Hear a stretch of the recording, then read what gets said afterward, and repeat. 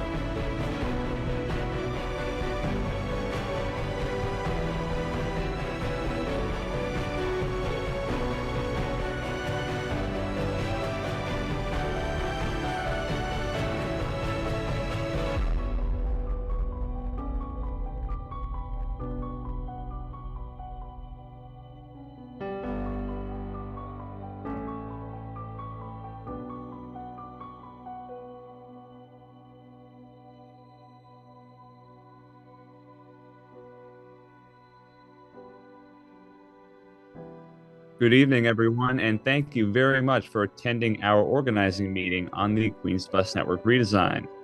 We will be starting in just a couple of minutes, so please stand by.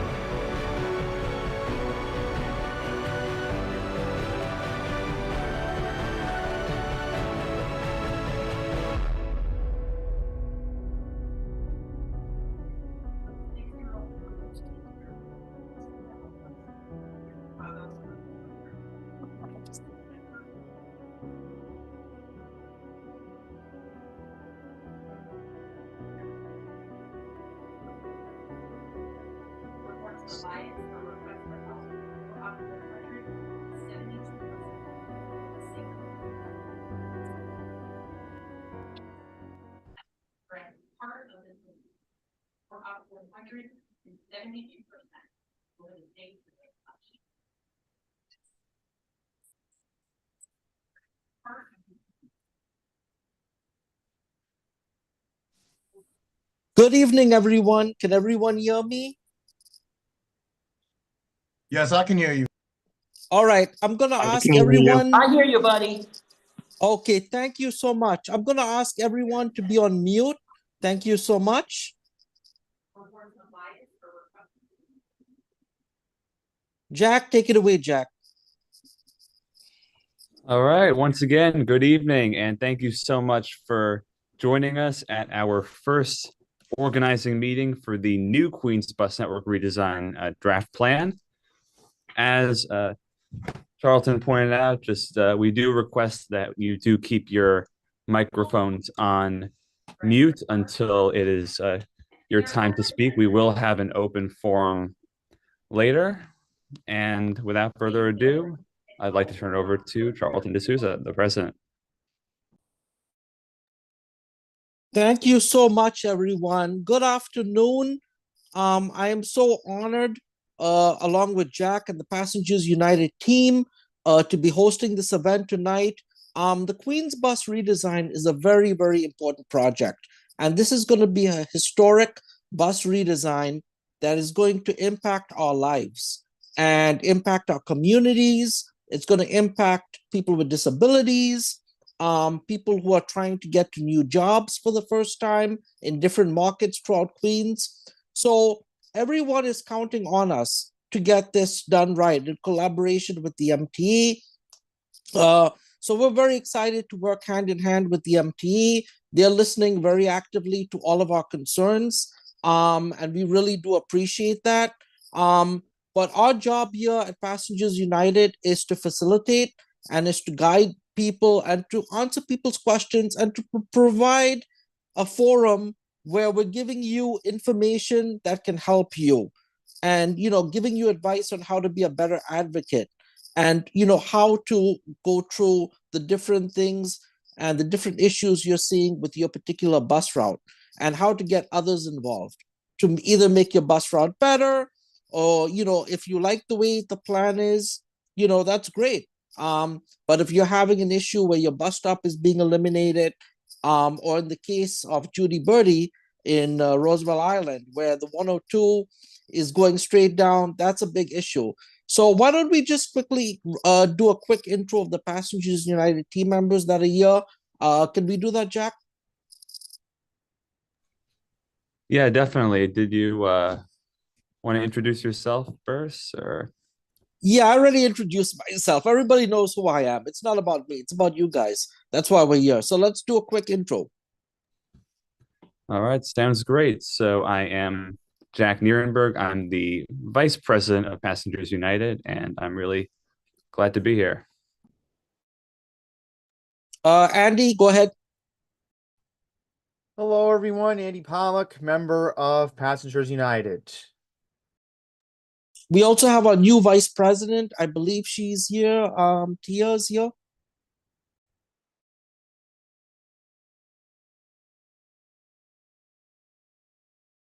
David Kufferberg, our vice president of buses, is here as well. David. Hello, how you doing? Vice President of Bus Advocacy, Passengers United. All right, so we're gonna get into what we need to do. Are there any Passengers United board members here? Because I believe Carl Pereira is here. Carl, did you want to introduce yourself? Yes, Carl Pereira. I'm a member of Passengers United, also a member, the Director of Transportation. I was appointed for the Our Neighbor Civic Ozone Park. And I've been involved in transit advocacy for a long time, since about my college years, 1978. And so, through the Committee for Better Transit and various other transit advocacy groups. So I have a lot of experience in doing this. Thank you. All right, and if any other board members here, please feel free to jump in. But with the interest of time, we want to take this away. So Jack, did you want to go through the ground rules first? Yeah, I think I did briefly mention them, of course, just to keep your microphone muted, just so that we can easily hear who we want to be hearing on the meeting. Everything was listed on the first slides, like obvious stuff, like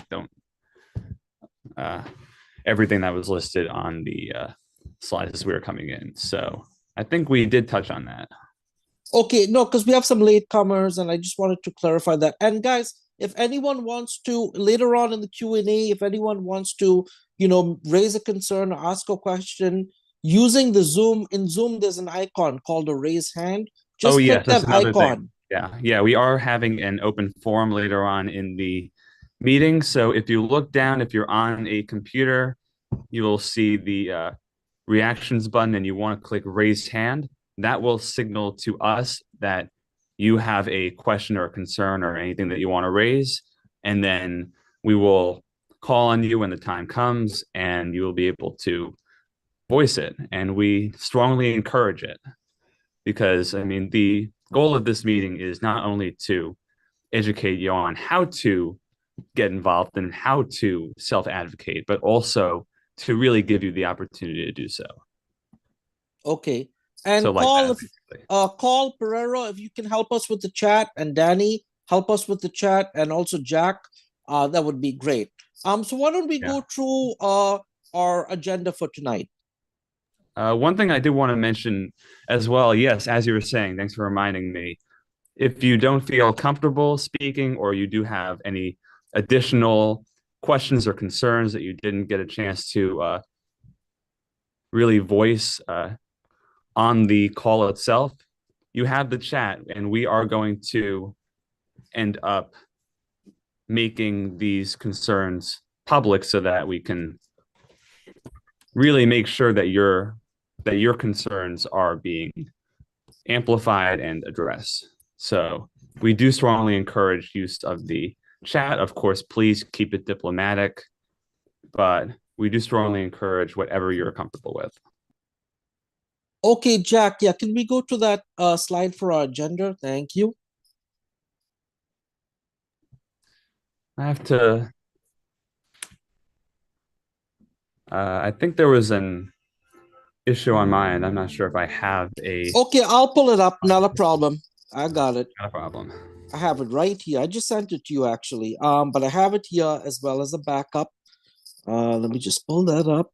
Here we go. So tonight, what we're discussing is a couple of things. So the MT wanted us, and this is very important. Everyone has an opinion on the Queen's Bus redesign. We all do. However, the difficult part for everyone is submitting your complaint to the MTA and how to do it effectively. So that's what we want to go through tonight. So what information the MT needs to process your Queen's Bus redesign complaints.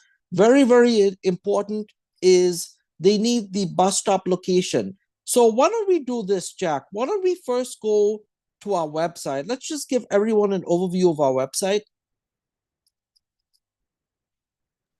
Yeah, so we did make a few updates just recently. So now when you go to our website, passengersunited.org, this comes up. This is the first thing that you see when you type in our URL, and it is our landing page for the Queens Bus Network redesign. So as you can see, of course, we want you to get involved. And the first thing that you can see here is, of course, a flyer for tonight's meeting. And in case you didn't know, by clicking on this flyer, you can get onto this call that we're having right now. And that will update as we have future meetings and future updates. And below that are some really key links for you to really get involved yourself. So you can click on this link to learn more about the redesign. That takes you to the MTA's page where you can scroll down and look at everything that the MTA provided on their website. And when you do scroll down, we are going to be making more links public, but now you can really choose where you want to go from here. You can look at the entire plan. You can look at the route profiles. You can look at the presentations that were presented to the community boards, and of course, more information around that. So that's where that yellow link takes you right there. So the red link over here is where you can submit a comment on the MTA's contact page. That is one way to do it, but there's a more effective way to submit comments that we will be going over in just a bit, but this is one way to do it. Jack, hold on 1 second. Go back to that page. Submit a comment to the MT. Yeah. So this is very, very effective as well. You can put your information there. And then when you see where it says bus network redesign project, select an option. Let's click that. So it's going to give you the borough. So let's click Queens. And then you're going to enter in your comment. Now, here's where things get dicey. So I'm just going to read something off to you guys. Just give me 1 second. So when you're putting in your complaint in that box, what the MT needs from you in order to process your complaint effectively, and in order for them to go back and backtrack, is they need the proposed route. They need the bus stop location or the bus stop that's being removed. They need to know the cross streets. They need to know what the concerns are at that particular bus stop. So if a bus stop is being eliminated, and let's say that bus stop has a bus shelter, but the future bus stop that you're going to be going to doesn't have a bus stop or a bus shelter. You want to mention that to the MTA. So that's an ADA issue. So you definitely want to mention that to them. And the stop spacing that the MTA is doing, I believe in some cases it could be 7 blocks, 8 blocks. In the Bronx, we saw they spaced some bus stops, like at the Patterson houses on the BX38, it was 9 blocks apart. So what I'm saying to everyone is we all need to pay attention. And, it could also be a lighting issue. Maybe there's no lights at that bus stop. Maybe there's garbage. Maybe there's a safety issue. Or maybe there's a school at that bus stop that's being eliminated, or a church or a senior center. So you want to make sure that you're being as accurate as you can, and you're being precise. Don't put in like 100-page, like a statement ranting, because that's not going to help the planners. They just want concise information. All right. So that's just one way to submit your complaint. All right, Jack, back to you. All right, thank you, Charlton. So yeah, that's definitely one way to do it. But the other way to do it, and we'll get to that in just a second, but first, let's just look at the blue link over here, and that's where you can look at the full bus map, and that's a PDF. And with this bus map, not only is everything in place, I think this is the local bus map. I think that's the local bus map. But you can access the express bus maps on the yellow link on our website. This also shows the frequencies of each route, but that's just one way to view the plan as a whole. But a better way to do that And this is what we really wanted to get into, the green link over here. So the MTA is using a software called Remix. And what Remix is essentially they put together the entire plan, all of the proposed bus routes into this software. And what you can do with this, and it'll actually allow you to actually interact with these new bus routes, look at them in depth, look at the bus stop spacings as well. You can go through individual routes. So, like for example, the Q1 route over here. We're going to move all the way. Where is it? So when you click on an individual route, it'll highlight that and it'll show you where all the bus stops are. So that's one way you can view where exactly the new bus stops are going to be, if your bus stop is being eliminated, if they're making any other changes, such as rerouting. They're doing that on the Q11, for example. So really just be cognizant of the fact that not only can you view your individual route, but you can also compare that to the equivalent existing route by going to the right side over here. If it's collapsed, just open this as versus data layers. And if we want to compare the new Q1 route to the existing Q1 route, we can turn this on and then just select the route that you want to compare it to. And the dotted line will show exactly where the existing one's going compared to where it is proposed to go. So that's one way to really get a detailed comparison of where exactly you will be going from there. And then one thing that you can also do, and this is probably the best part of Remix, is you see where it says post comment on the top right? That's where you want to go. And I have to, sorry, I'm using two monitors here, but that's probably the best place to go, because then you can really submit a detailed comment. So when you do that, then if you're on a computer, your mouse will actually change so that you can actually click on the segment of the bus route that you want to be submitting the comment for. So let's say, for example, this is just an example that we're giving. You had a bus stop at 175th Street on the Q1.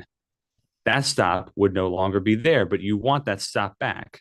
So what you want to do is you click to post the comment and then explain in detail that this is affecting you, this is how it's affecting you, and what you want to see. And then these are optional, but they do help if they are applicable. And then if you do choose, you can put your name and your email in there, and then you just click post, and then your comment is submitted publicly. So that's one of the benefits about Remix, is that you can really work with it. It's rather user friendly. I mean, that's just coming from me. I can't speak for everyone here, but it's definitely Jack, I'm sorry to interrupt you. Jack, so my advice to everyone, if you're doing Remix, don't do it on an iPad. The iPads are kind of buggy. I have an iPad Pro, and for some reason it crashes. I don't know why. So, Jack, what would be the suggestion? You want to use it on a desktop? A good desktop? I would definitely recommend it on a computer. I mean, I'm just using a Mac right now, and it's working just fine on my end. But one thing I will really suggest for everyone who does use Remix is just make sure you know what you're doing, and that when you do post a comment, that you know exactly where you're going to be posting that comment and what you want the redesign team to be knowing about. And the MT told me that they're working on a Remix training video. Because I mean, we're all human, we're all learning, right? So sometimes somebody might not know. So what I would suggest to everyone on this call, because this is an organizing meeting, if you know how to work a computer and you're an expert, help your neighbor, help your fellow passenger. And if they don't know how to use a computer, write their comments down, write it down, and maybe you could submit it on Remix. So we all have to help each other out. We're all a borough Queens, we're all a family. All right, go ahead, Jack. Can I just add one thing real quick? The my personal recommendation is if you're doing throughout the whole, if you have comments throughout the whole borough, I would recommend copying and pasting and putting them into your own personal file, because what happens is, after you submit and everything, because the thing is, I remember in the very beginning, they used to post it, publicly, and then there were issues or whatever it is. So if you just want a record for yourself that, I did submit it on this, on this thing, they do say that they get it, and I believe them and everything, but just so for your own records, you might want to just keep a copy of anything that you're doing, especially if you're gonna be all like somebody like me who's probably going to be going borough wide. If you're just concerned about a couple of stops here and there in a specific area, it might not be a big deal to save it. But that's my recommendation if you're going to be doing for things borough wide, to just keep a spare copy in your personal files. Yes, definitely. We will definitely do that. I think that's a great idea. Yep. Thank you so much, George. Jack, take it away. Yeah, so is there anything that I did not mention about Remix? Also, keep in mind that the routes are color coded based on the type of service that it is. So we have a new system, so it's not the existing local limited select bus service that we've been seeing right now. So the green ones are designated local routes, and those typically have somewhat closer bus stop spacings, whereas I believe it is the red ones. No, that's Brooklyn, but the red ones are full limited. So those have, I think those are slightly longer. They have, I think they run alongside other routes that have closer bus stops, but it's similar to the existing limited service that we see. And then we also have, I believe, no, that's the B55, but the Q46 that is being proposed is what's considered a rush route. And what is being said about these rush routes by the MTA is that they are designed to quickly move people from many of these outer borough communities to other transit connections like subway stations. So, for example, where the Q46 is stopping right now between Kew Gardens and 188th, that would be served by a local route or a rush route with a local portion. And then the Q46 would be continuing to make local stops past that point. So that's what a rush route is. And of course, we still have select bus service. We still have the Q44, which has remained largely untouched. But that's something also to keep in mind. Jack, can we just do a run through? Because I know we've gotten a lot of phone calls about Roosevelt Island. Can we just do a real quick run through there? Because that is an area where we're getting a lot of calls about. Very concerned about that. Yeah, definitely. So according to the new plan, we're not going to see the Q102, but instead there's a new Q104 route.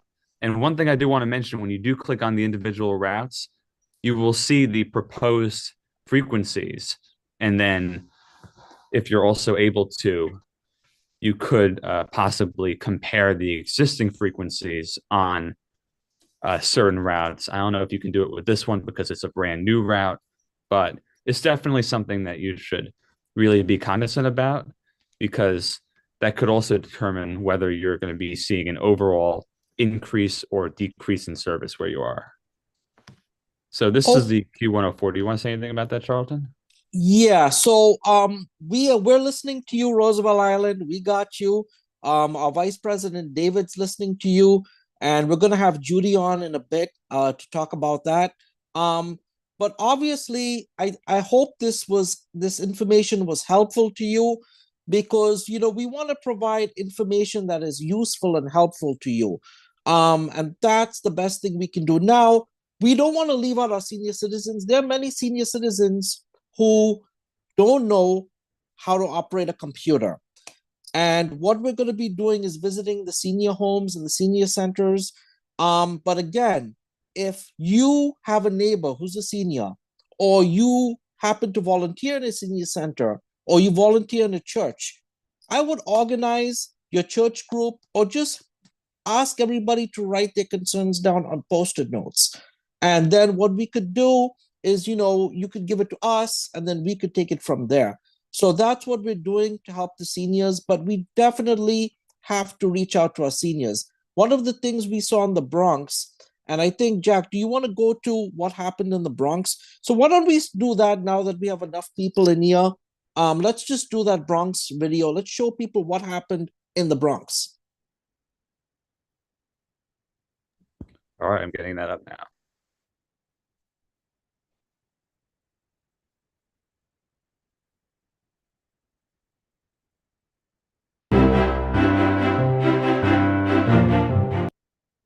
And I do want to say one thing. This is, we did put together this same video for the Brooklyn Bus Network redesign meeting. So this kind of encompasses everything that we've been seeing thus far. But keep in mind that the plan has changed, and that some of the comments that you will be seeing in this video come from meetings that we've had years ago. So take a look. The MTA has been redesigning bus routes in every borough to be streamlined, more reliable, and provide better service. Faster travel, more reliable travel, better connections, ease of use. Those are the things that our customers care about the most. We made sure to look at bus stops that were close to other bus stops and had the lowest ridership. So we were inconveniencing customers as little as possible and the fewest number of customers. New Yorkers have the slowest buses in the country. The MTA offers an unprecedented opportunity to improve bus service.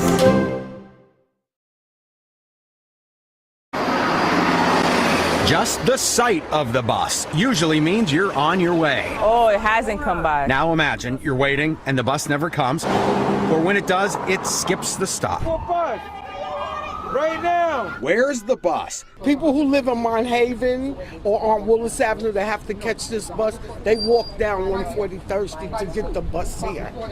Okay? MTA now wants us to walk 6 blocks to 149th Street to get on the bus. These are really long blocks. What's happening is we're inconveniencing a population in the community that really relies on this bus. The accessibility wasn't part of the plan. We have a lot of seniors in our community that if they were included in this plan and they were engaged in the plan, they would have known that this wasn't the bus stop to take away. This bus stop is still not been restored by the MTA. We're trying to get this bus stop reinstated. So can you see seniors with walkers and wheelchairs or anybody standing there waiting for a bus? But now the bus is back. That goes to show how when we work together, we get things done. We got our bus stop back. It also should be a lesson to any city agency or any organization that wants to do something in our community or make any changes to come and talk to the people directly. The next redesign is in Queens. Look at the map. It's not there anymore. They are planning to take away our Q41 bus and curtail our Q11 bus and not replace them with anything. These are double fare zones. These are communities that are outliers.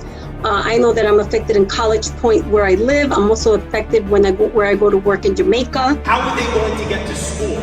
How are the elderly going to get to work or get to the programs that they so desperately need? Senior citizens and people with disabilities should not lose their bus stops. That's our primary concern. They're proposing eliminating Newport Avenue service in Rockaway over the last 4 years. They proposed it 3 different times. And each time the community said we don't want it, and they're still proposing it. We would have to transfer several times, pay more fares, and it would just double the trip. We need more buses, not less buses, and we need to be able to have access. Each and every one of us need to make our voices heard.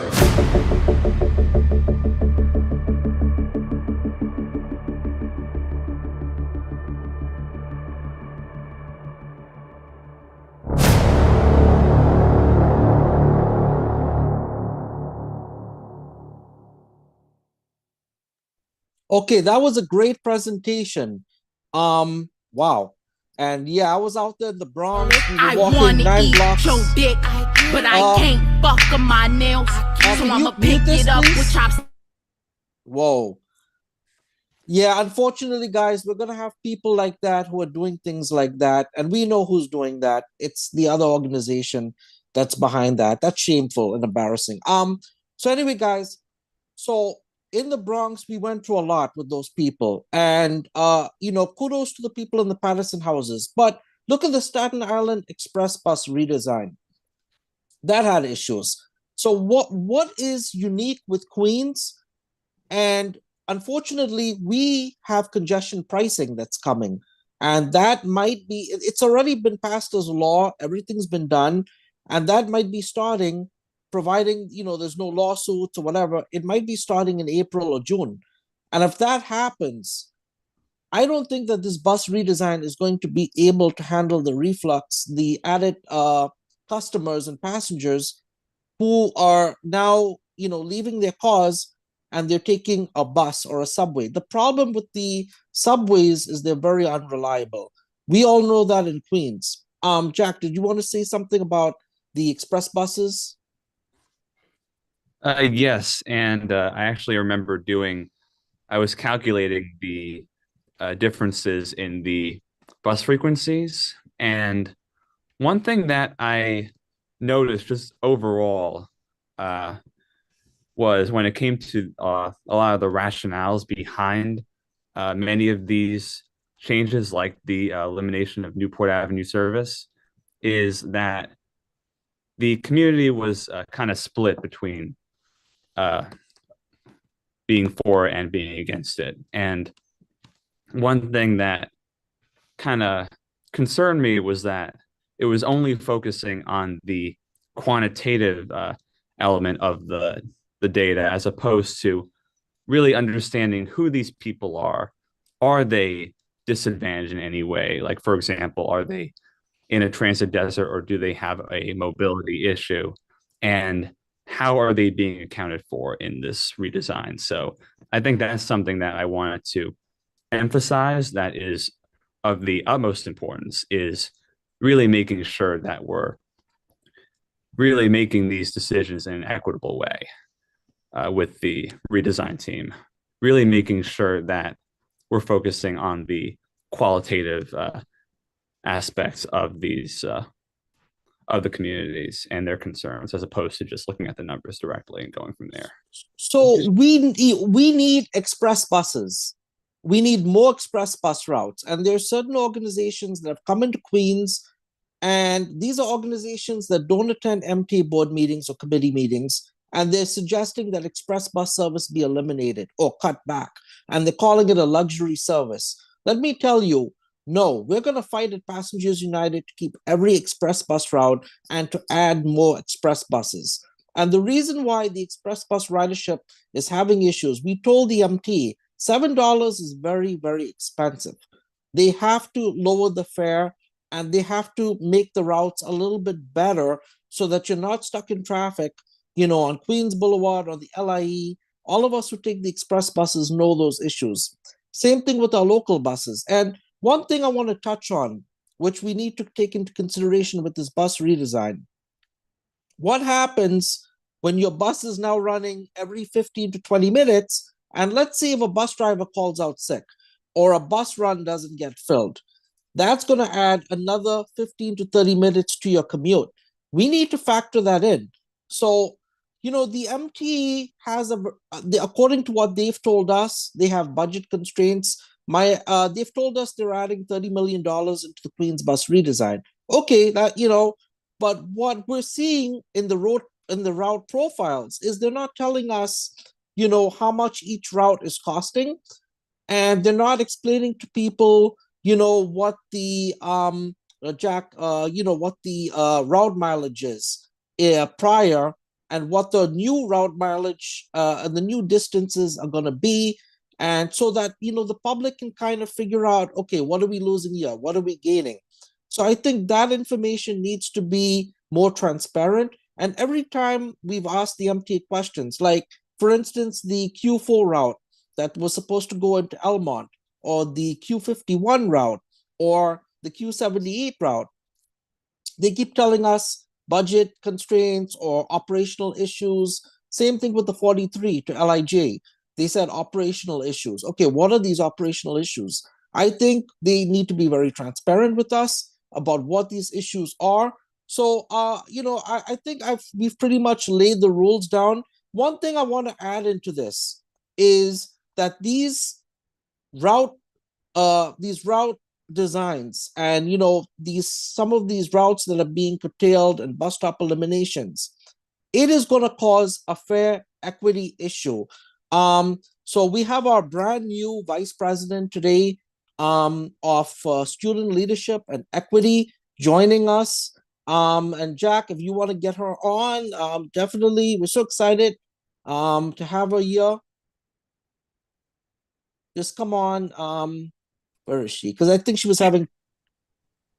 Hi, can everyone hear me? Yeah, I we was can hear having you. a bit of Yeah, we can hear your big technical ass. Well, hi guys, my name is Tiana Polk. I am a college student. I currently go to BMCC where I am studying human services and sociology, and I will be continuing my studies at John Jay College of Criminal Justice.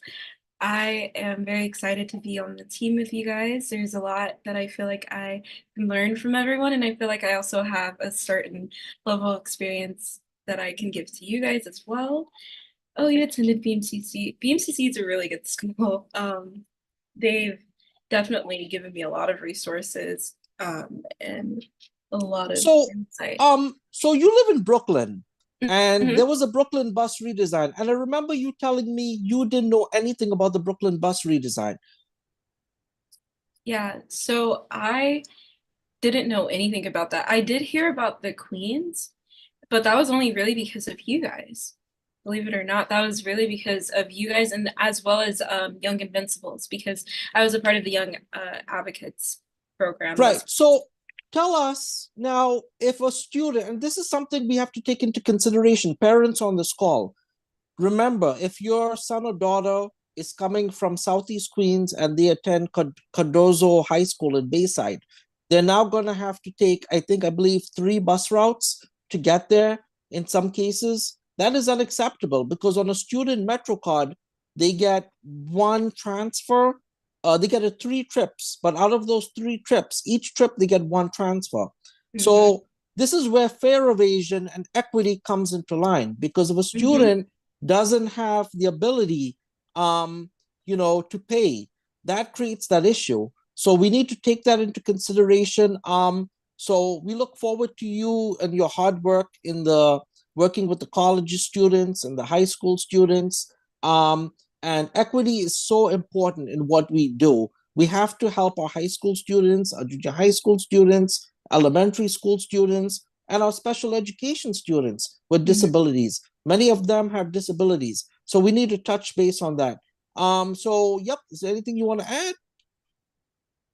No, I'm just really excited to bring what I have to the table and to also highlight the voices of the many other college students that I am currently surrounded around from different colleges that are going through their own situations in regards to transportation equity. And I feel like not only am I able to have a voice, but I'm going to be amplifying the voices of others.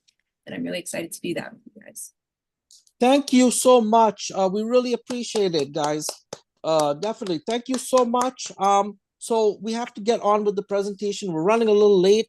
So let's keep it moving. I understand we have some more Passengers United members here who wanted to Yeah, I jump did want to in. make one point before we continue that. Going off of what we were saying about the express buses, I did do an analysis of every route and the differences between the current frequencies and the proposed frequencies.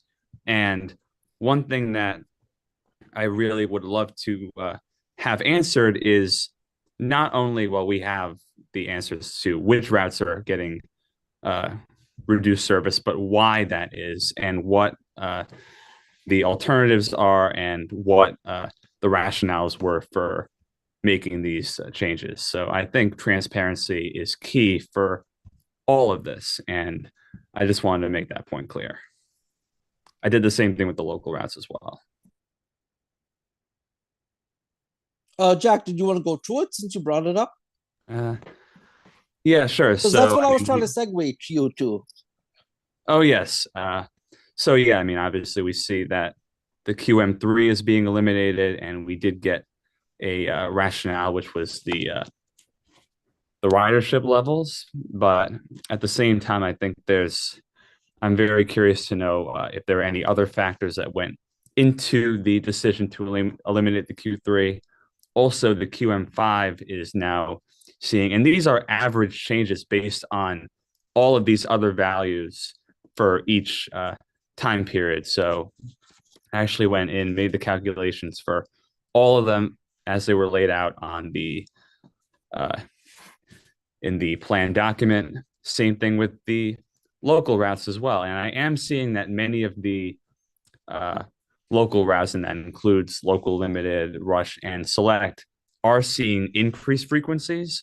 There are still some that are seeing overall decreases, like, for example, the Q66, which is seeing a net decrease of, or a net increase in headways of 6 minutes.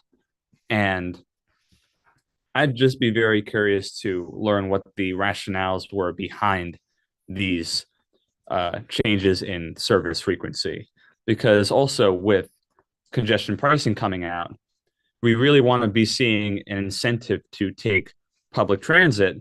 And if some communities are being disproportionately affected, then where's the incentive? And ultimately that just turns into it being punitive for these community members who don't have many of the luxuries as other communities that are transit rich. So I just wanted to bring that point up. If anyone's interested, I can send you these calculations.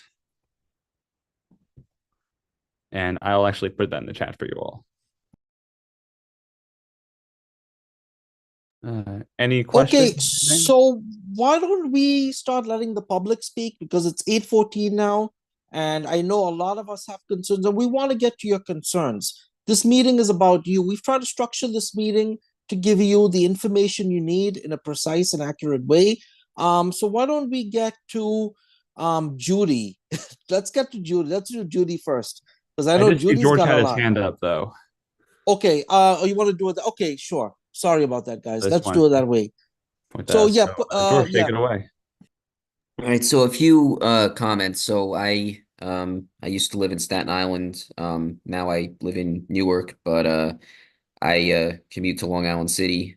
And what happens is I just have a few, I typed some comments in the chat. So one of the things is that before we can get to any analysis of who exactly is being impacted, the problem is that they have very minimal analysis of who, like, the quantity of people, period, that are being impacted. And this is where it comes down to where you say, why are they reducing frequency on some routes and increasing frequency on other routes?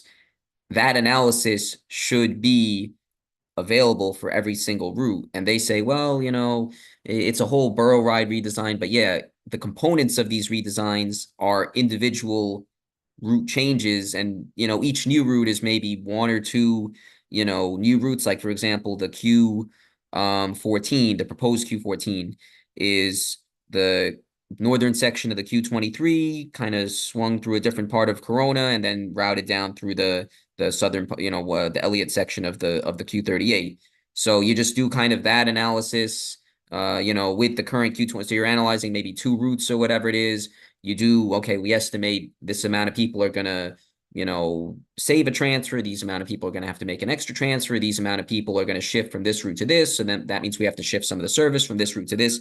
So we need to, before we can get to step two, we need to get to step one of how many people are being impacted. It's like, even Newport Avenue, like I don't even know what's the amount of people, period, senior or not, that are that are being impacted.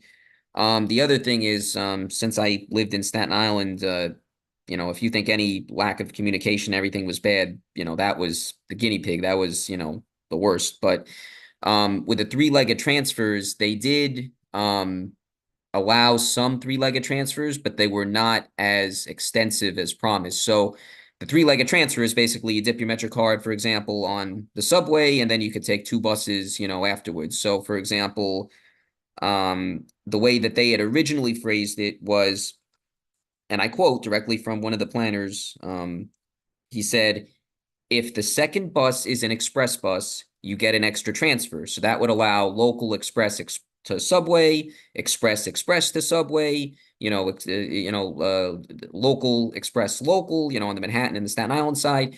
So what it ended up being was at the very end, after we nagged them, they sent us, and they never posted it on their website. They sent, there's a lady, Philippa, who I'm still in contact with and everything like that, that they sent it to her, like her email or something like that. She took a screenshot of it and she said, this is the three-legged transfer policy. And the policy was, you could take local, express, and then certain downtown subway stations, not even like the Midtown ones, 34th, 42nd, you had to get in at the downtown stations. Going out was a little bit more liberal. It said you could take the subway or local bus, any express bus, and then any local bus, but you couldn't take a second express bus. So you could do subway, express, local, but you couldn't do subway, express if necessary. And again, that wasn't publicized. So there were people who were like, I'm getting charged an extra fare. Didn't they say three-legged transfers? And some people were just confused. What is a three-legged transfer? And people were, driving to other routes when I'm like, no, your trip with the trips you take, qualifies for the three-legged transfer. You don't have to, drive to another stop to avoid paying an extra fare, whatever the case may be. There were people who didn't know and they were like, oh, the driver didn't let me on. I'm like, well, you didn't dip your MetroCard in. So I think we get that point. And I think one of the things that we're asking for in the Queens bus redesign, and the MTs already told me that they are considering a third transfer. Now, when the MT says they're considering something, we all know we have to push our elected officials because we have transit deserts in Queens. And remember, congestion pricing is coming into play. So we need to be very vocal with our elected officials. You just want some zinc. And we need to demand. Stuff. Can somebody please mute that lady? So the people that are interrupting us, we know who they are. They're members of another organization who they don't do anything. They don't come to meetings. They just come on TV and, they make millions of dollars. And it's those people that are doing this. Spam. Yeah, but I have a feeling it's them. So we at Passengers United are all volunteers. We've done an excellent job on no money, and we are a 501c3 nonprofit now. We're finally representing, it's Queens riders, all of us coming together to represent each other. That's the type of leadership you need. So what I want to do now is give everyone a chance to speak because this meeting is about you. So we're going to try to give everyone, I would say maybe like a minute and a half. Try to summarize your route, summarize what you have to say. We have 29 people on here. So I want to try to go through this so we can get an idea of what you're thinking about the Queens bus redesign and how you're feeling about this and what we need to do as a community to advocate and to keep things going. So I want to thank George for that comment. And let's go. I think we should go because I know Roosevelt Island is a big issue. And definitely. And Judy's next. So yeah. Okay, let's go to Judy. All right, Judy, what's yours? Am I on? Yes, Judy, we can hear you. Good evening from Roosevelt Island. The Q102 bus, which has been serving the island for probably since the 1950s, is proposed to be eliminated. The majority of the people that ride the Q102 are staff and residents of Kohler long-term care. We have 500 residents living there. And one thing is that a lot of our staff rides the bus, but if the staff is going home at night on the Q102 bus, The bus comes on the island, goes to Kohler, goes to the south end, and then ends its route. And the drivers insist the passengers get off and wait for him to come back on duty in 10 minutes, which is most perturbing and most annoying because people are trying to get to Queens Plaza. The new 104 route shows going along Vernon Boulevard, which would mean that terrible. Hold on, Judy. Jack, can you pull up the 104 route? So while Judy's talking, we can take a look at it. If you read my mind. Sorry, Judy. That's okay. Okay, the proposed 104 route, it cuts is good because it cuts off going to the south end of the island, which there's no need for the bus to go there. The only thing is that when the bus leaves the island, it goes on Vernon Boulevard by Costco, which is a big traffic jam. There's a 5-point traffic light there, and there's no reason for people to take the bus on Vernon Boulevard, and then it goes up Broadway. Well, when it gets to Broadway and 31st Street, the N train is not an accessible station. And then when it gets to I think it's 46th is the next stop, that's not an accessible station. So many of our residents from Kohler are disabled, and a lot of them are in wheelchairs. It's absolutely useless for them because a lot of them want to connect to, especially take the E train out to Queens, out to Jamaica. And having this 104 route where it ends, can you zoom in where it ends? I can't see where it ends. Yes, 46th Street and Queens Boulevard. It serves nothing. And the reason I don't understand is Queens Plaza is the place people want to go. That's where they want to connect with other buses and especially the subway with a good accessible station. And Queens Plaza has an excellent elevator, and now they put in another elevator for the 7 line, and they're redoing that station. And there's no reason for this route to go avoid going to Queens Plaza. Also, I think that you're cutting off a lot of people who live in Queensbridge with the elimination of going to Queens Plaza, because the Queensbridge subway station and that street 40th, I think, the 40th or 41st, attracts a lot of riders going up to Queens Plaza.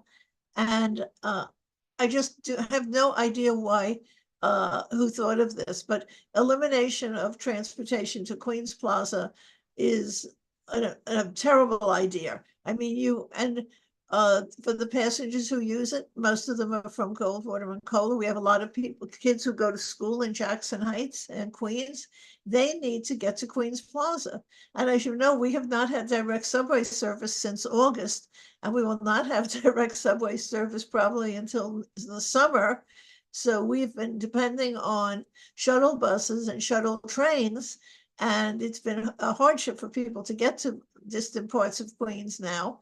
And we really would appreciate when we finally get our subway back to have a decent subway system and have our buses, because many of our people have been using the 102 bus to get to Queens Plaza. So I really think that this has to be reconsidered, and that Roosevelt Island and the people, especially in Ravenswood and Astoria, have to be considered. And there's no reason for this bus to have a route that goes along where there's not even an accessible subway station.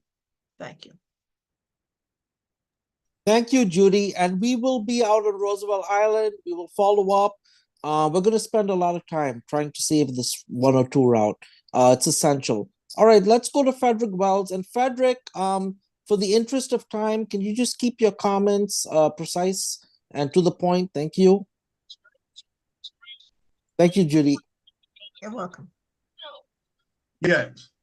Yes, this is me. Partner, I have the game on my phone. Yes. I was mentioning, if you heard me yesterday, I was talking about the form had the proposal to have the Q7 extended to Green Acres. Because the way the redesign has it, everybody's still taking 3 buses if you in South Ozone Park and you want to go to Green Acres. Or in the way it's designed. And I mean, currently it's like you're taking a bus into Jamaica, which is still indirect. But the redesign is how they have the Q51. It's not as frequent as it's advertised. It's like maybe 15, 20 minutes or something like that. Like 13 minutes, 15 minutes, somewhere around that.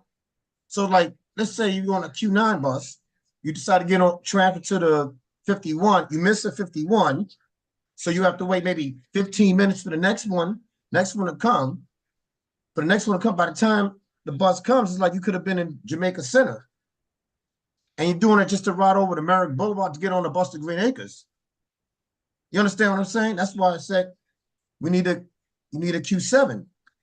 So I think right now Jack was looking at the 51. So Frederick, why don't you just explain one route at a time so that we can focus? So you mentioned the 51 route. We're looking at the 51 did route you want me to right now. compare that to the existing Q7? The Q7 route, they just changed the Brooklyn sort part of it.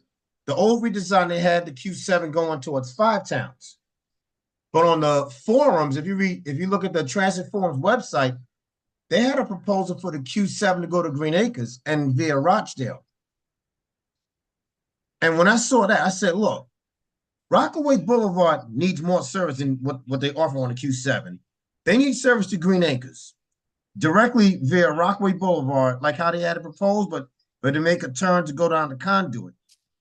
And they need a line to turn on Basie Boulevard and Bedell and then follow the 85 towards Green Acres, so that the 85 can be taken out and go to the 111 terminal in Rosedale. But they refuse to do it. And it's like you still forcing people to take 3 buses, which is unnecessary. So Frederick, So Frederick, I think we get your point, Frederick. Obviously, the Southeast Queens, what we're noticing is there's some issues at the ends over there. And I can tell you with that area, with all the hotels that are opening up there, the shelters, I heard yesterday testimony from several residents who live there and also from the community board. So they're very concerned about what's going on, and we really need to advocate. And this is why I'm saying this is an organizing meeting. So I just want to break it down, Frederick. So you have an issue with the way the routing is there. Now you mentioned Green Acres. Let's quickly go over there. They made a Q87, which is much less frequent than the current Q5, and they have more service on the 85, which everybody that's going towards Jamaica is looking for the 5, because 85 is just mainly Rochdale and certain parts of Springfield Gardens. So that's basically how the 85 is routed out of Green Acres. It's like you're more like going towards Rockaway Boulevard. You understand what I'm saying? Yes. And not only that, I mean, a real deserving 3-legged transit, like say for us to go into certain areas of the Bronx, be the 44, because that's a real trip. That's like you get on the Bronx bus, track to the 44, and track. That's a deserving one. We shouldn't have to be taking 3 buses for this short trip here.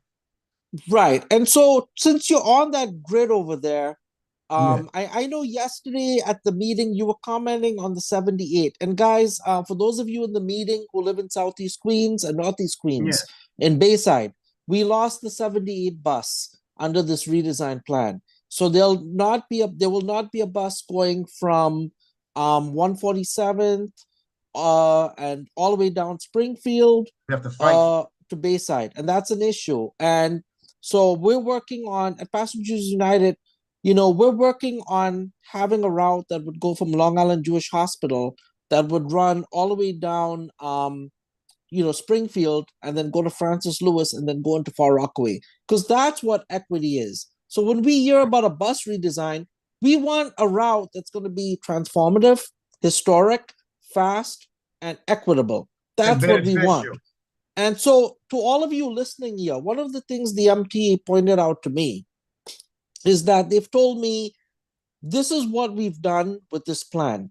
Now, some people are looking at the other plan that came out about a year ago, and there were some good routes in there in that plan.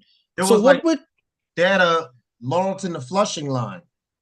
But I mean, even though they broke up the 84, but that was a good route. It was a Laurelton to Flushing line. Right, we get it, Frederick. 84, which is one of my home lines. And then it turned up from 120, it turned up Francis Lewis. It went up to like around north, and then it went west. So I said, why not just bring the proposed 26 down there? Right. So Frederick, we're working with what the MTA has designed. And our job and what the MTA has asked us is to find ways, certain things that can be tweaked in a realistic way in, whether the route is a straight or if it's a wide street, if there's a layover area, some of the issues that the MT is having with some of these long routes. And I know like the 27, a lot of the bus operators are complaining because they're saying, we're already making so many stops. And then to add the 20, to extend the Q27 all the way past Merrick, all the way past the end of Springfield Gardens, that is a time issue. But what I say to the MTE is you do need some long routes. And that's just the way the borough of Queens was built. And I think there's going to be some trade-offs. We're not going to get everything we want in this bus redesign. And what I'm saying to everyone in this meeting is we need to complain to our elected officials. And if there are elected officials on this call, you need to take note. And, the MT said they put 30 million into this bus redesign. Why can they add another 30 million? We need to put pressure on our elected officials because when bus routes and bus stops, hold on, Frederick, when bus stops are eliminated by your home or by your building, guess what happens? Your property values go down. It affects your real estate value. And so there's big things happening with this bus redesign. And so, Frederick, I get all your concerns, Frederick. I know you're very, very involved in all of this. And we could go through this all day, Frederick, but I think what I need you to do, and I need all the people on this call to do. I sent emails to the So here's the problem with emails with electeds that I want to clarify. A lot of elected officials do not read their emails. I'm just going to tell you straight up. You need to go to these meetings, you need to get in their faces, and you need to tell them. And we need to hold them accountable at these community board meetings. And one thing I want to let the public know, the MTA had these meetings. They had about 5 meetings or 4 meetings for the different community boards and civics. We attended, I think, 3 or 4 of those meetings. And what I noticed at those meetings, full transparency, the elected officials were rarely asking questions. It was mostly us. It was people like Frederick Wells asking the questions, people like us asking the questions. That is a major, major concern that I have. And so we're just being upfront and honest with everyone on this call. Queens is in trouble. And if we don't get our act together as a borough and we don't start putting political pressure, we're going to have to protest outside many of these elected officials' offices. I hate to say that. And we're going to have to hold people accountable because the elected officials work for us. They don't work for the special interest. And the reason why we're in trouble with congestion pricing and all this stuff is, because the elected officials pass these laws without realizing we have an inadequate bus network, we have an inadequate subway network. So what I'm asking everyone to do with this bus redesign is be very involved, know which routes you want changed. Now, there's some routes that everyone wants their own personalized route, and there's going to be trade-offs to that, and I'm just being honest with everyone on here. There's going to be trade-offs to that. So, the question is, what's realistic? What areas, like Springfield Boulevard is busy. But the 78 on Springfield is very, very busy. And that route is historic. I know the Union wanted that route. A lot of the civics wanted that route kept. A lot of the high schools wanted that 78 route kept. It has to be kept. Same thing with the 51. The 51 has to go down to Brooklyn. As far as Northeast Queens, we have to keep that QM3. That QM3 has to be kept. Because if that QM3 is not kept for Bayside and for Little Neck, that's going to be devastating to those people. I'm so sorry, guys, but I'm trying to segue different points that, that is bringing up as we go into it. So let's continue. All right. So, is there any more you wanted to say, Frederick? Because I know that we do have other people who are waiting to speak. Yeah. I mean, I'll let them speak. I mean, because they probably have some similar ideas what I'm saying. Right. The inadequate service.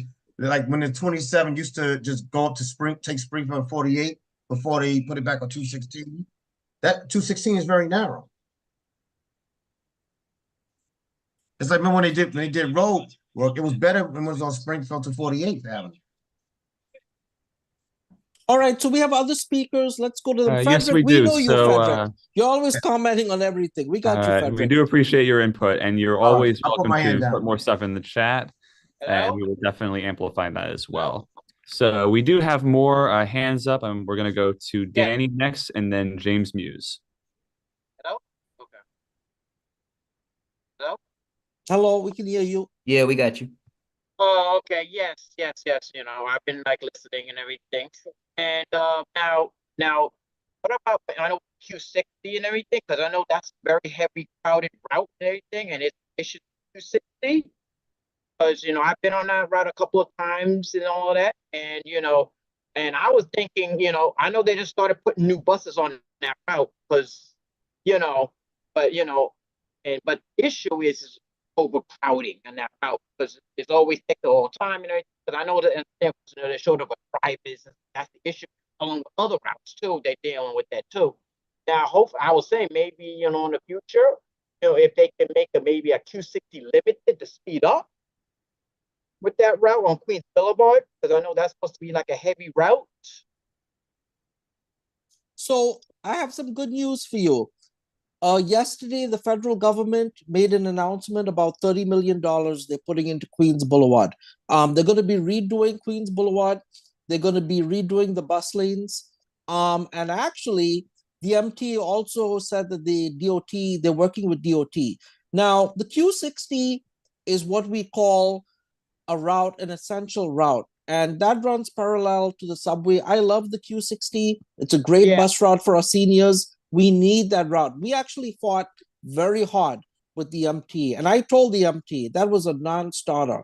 If the Q60 was eliminated, all hell would break loose. Oh, yeah, and they got the message. Especially with congestion pricing, that we're really Right. in trouble. We're really in trouble.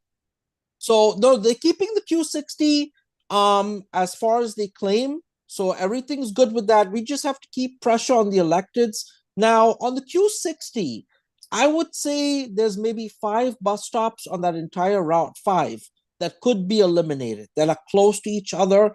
And this is in consultation with the bus drivers who I've spoken with. But we want to reach out to those communities and talk to those seniors and, you know, really work that out. So those, you know, so that this is being done in an equitable way. But I think the issues with the Q60 is ever since they put that bike lane there on Queens Boulevard, that bike lane is slow because remember, everything is merged to one lane and that's messing up the traffic there. So now that they've announced this $30 million, let's see what happens with that. You're talking about? You're talking about Q Gardens, right? Right. And throughout the boulevard, that bike lane is there and nobody uses it. That bike lane could be a bus lane for express buses because a lot of express buses go through that route. So that is something that, you know, we're going to work with the borough president's office. And I believe we have someone here from the borough president's office listening in as well. There's also a rep from the MTA here tonight as well, guys, listening in. So that's the good news. But, you know, the Q60 is, you know, there's some issues at Queensboro Plaza and Queens Plaza by the Amtrak Bridge where all the buses get stuck. And that is something that, you know, we're going to work with them on with that. Yeah, with the traffic pattern, yeah. Yeah. Thank you so much for your comments. Yeah, with Appreciate it.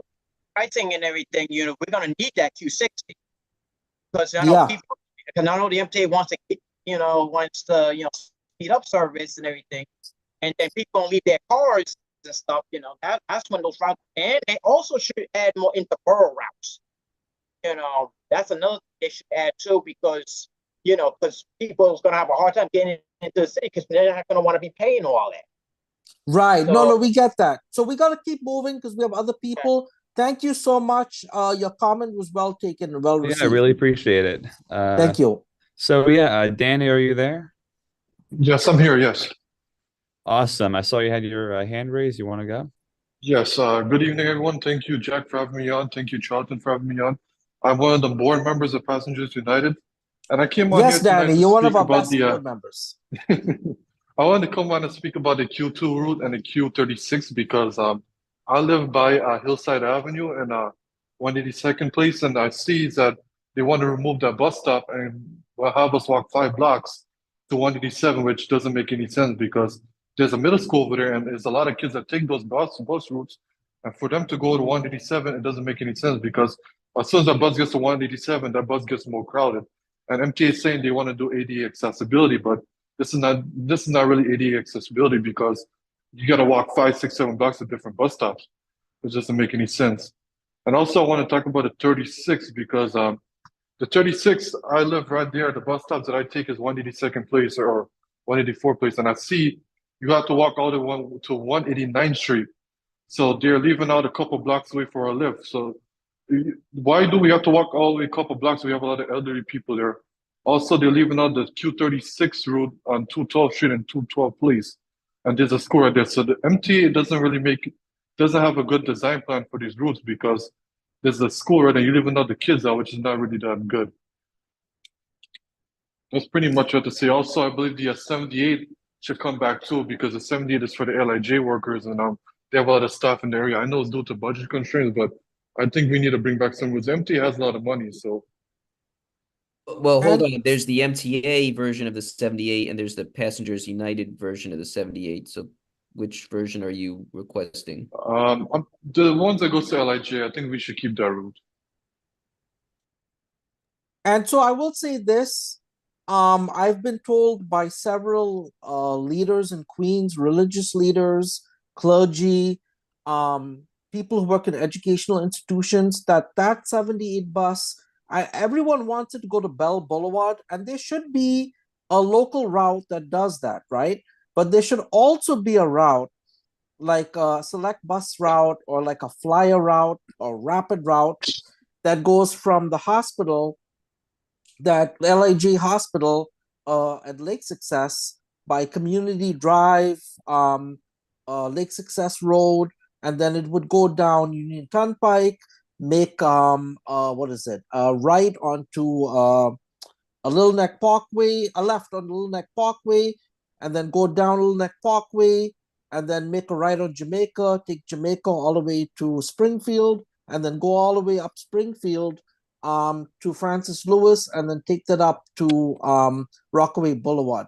So yes, I also forgot to mention too that my cousin lives by the 236 route by 214th Street in Queens Village. Sometimes she comes to visit my mom. For her to get to where I live is going to be very tough because they don't want no buses going to 212 Place or Street. So. Yeah, and that is an issue that was brought up yesterday. We're looking into that issue. But I can tell you, for all of our viewers, many of you who don't know, are not familiar with the Springfield Boulevard corridor, it is surging in ridership. Even at night, 1 o'clock in the morning, those buses are packed. And that's a good thing. We want people on buses. So, we don't want to take up time discussing that because there's other hands up. But obviously, I think you guys get the idea with that.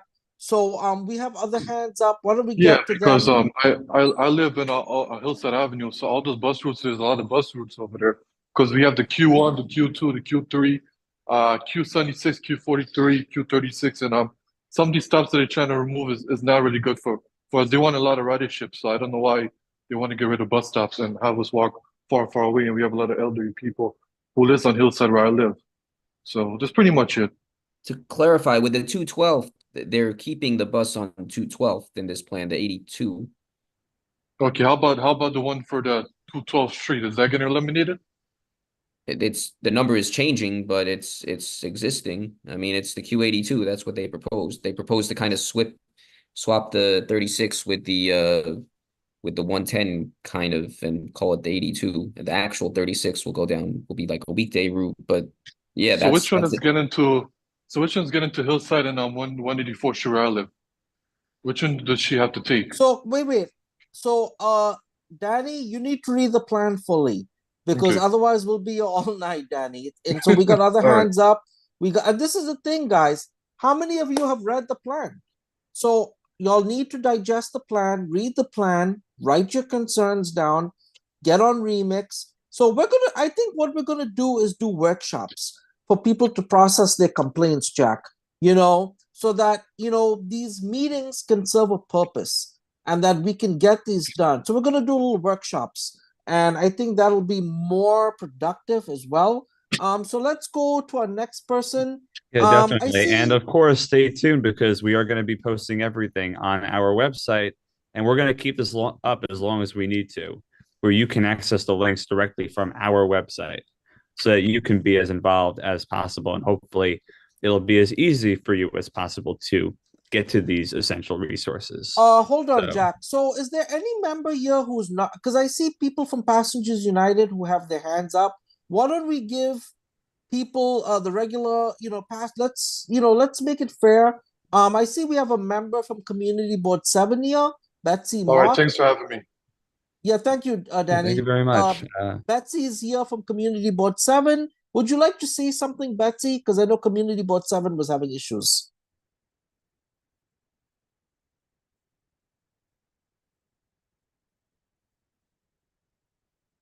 Okay, nope. Karina Nieves is here. And why don't we just do this real quick? Why don't we just read the comments on the chat real quick? Yeah, Let's just do that. so we have many comments that have come in. I'm going to be making a lot of these public, and don't worry if you don't want your name attached to them, I will make them anonymous. So we do have some comments. One person was outraged, claiming that the MTA made zero improvements to Forest Hills at all. There are areas with glaring service gaps and a huge disappointment. We do have another person, I'm just scrolling down right now. Cypress Hills has no buses anymore by the cemetery. That was Yuki. And then Frederick did not like the Q46 Rush, nothing like the Q46 Limited. That's currently the case. Evan also stated that he wants the Q48 to continue running past my place up Queens Boulevard and up 108th Street, like previous proposals, actually improving connections between our neighborhoods. That he meant the Q45. And then there's an anonymous person who responded saying that the Roosevelt Island Operating Committee Corporation, does not provide service off Roosevelt Island. That's the MTA's responsibility. There's probably going off what we were talking about with the Q102 and the Q104. Carl had an issue turning off the existing route on the interactive map. So one thing that you said, in other words, after the existing route is shown, when I wanted to remove it, clicked on the route from the route menu again, but the dotted existing route line would not be removed. So I think that's an issue with the software. I'm not sure if that's something that is an issue for anyone else. Has anyone else had issues turning off the existing route on the map? Just by show of hands. We've been getting complaints, the issues with Remix, and there's been issues again, like it was the last year where everything was crashing. So we've reported that to the MT. I believe I told them about that issue. Kate's here, so Kate's taking notes. I'm sure Kate's on that. So we wanted to go to Community Board 7. You can unmute. Betsy from Community Board 7. Hi, can you hear me?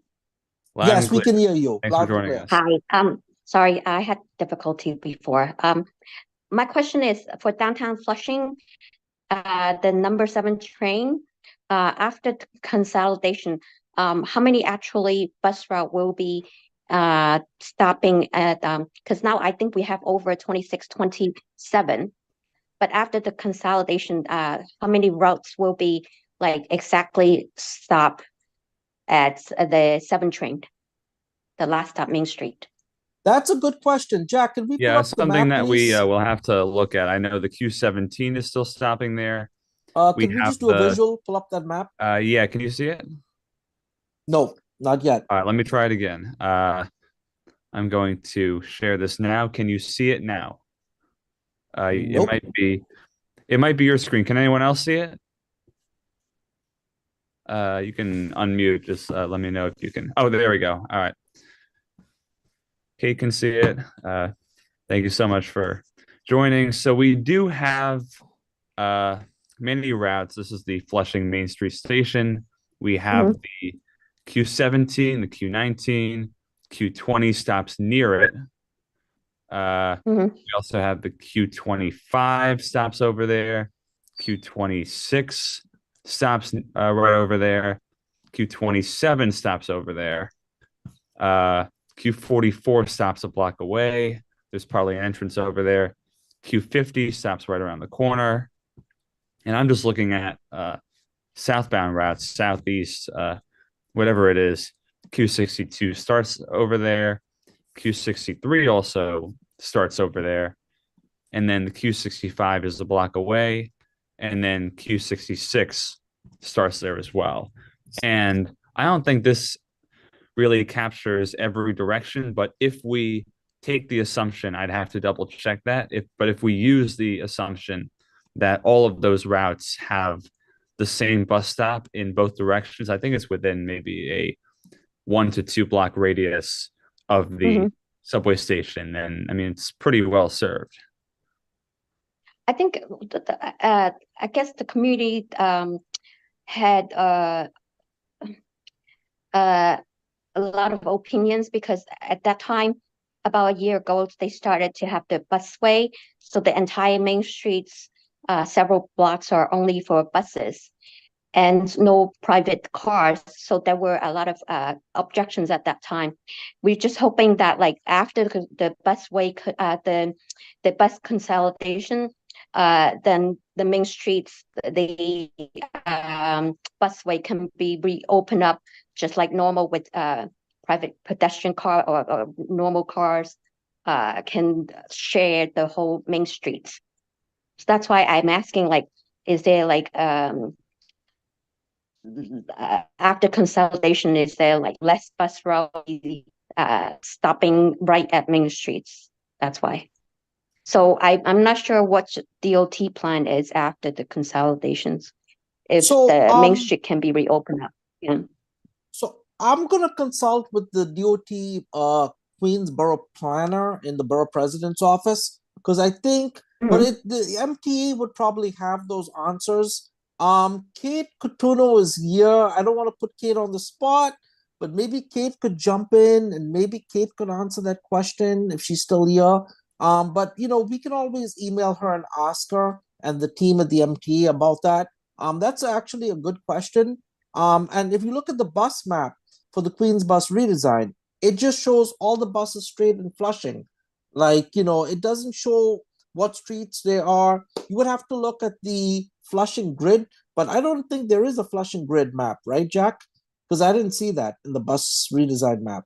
George, Yeah, not that I know of. I mean, although I think this is just a frequency map, that's Jamaica, not Flushing, but this kind of just shows an overall view. I think I would have to look for another map if they did want to incorporate a grid, because the reason why they would incorporate a kind of an inset is because of how complex the map is with the bus routes inside this concentrated area. But on Remix, you can kind of get a better sense of what's actually going on inside downtown Flushing. Yeah. So that is, we're gonna have to get back to you. And we will follow up with you.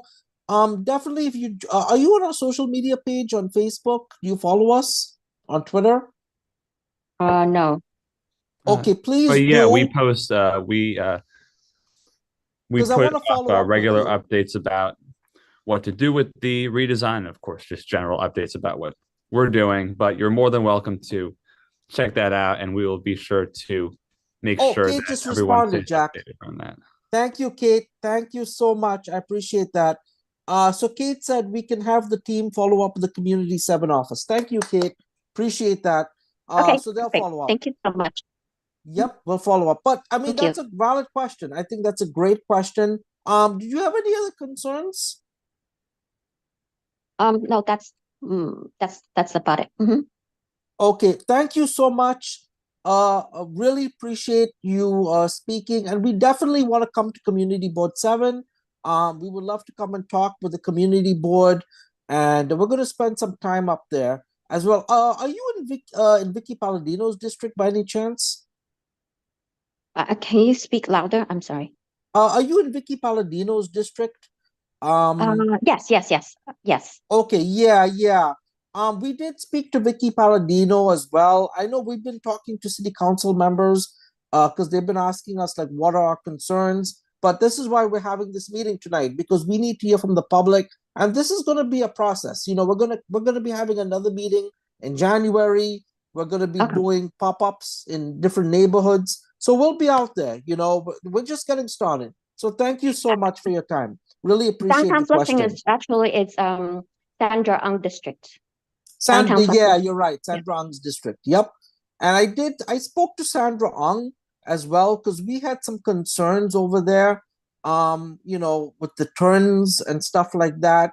And they put a bike lane over there in Casino. The problem with that bike lane, it's very dangerous because the bikes are going in and out of the buses. So that is something that, you know, we'll also bring up with Kate, but that's a DOT issue. So that's something we have to bring up with the borough president's office at DOT. And that is something, you know, in collaboration, we'll ask them to look at as well. Okay. Thank you so much. Thank you. Yep. Appreciate it. All right. So just looking back at who has hands up, we did speak with Danny. George did speak. So if we do get to a second but round, can we give the I see Passengers United members have their hands up. There's So someone can we named go to Tyler who Tyler? has his hand up. Who did you want to say anything? Yes. I had two quick questions. I have my aunt and my uncle. They live out in the Rockaways, and I noticed that they are eliminating the Q113, and I'm taking that bus to go see them, and they replaced that with the Q114.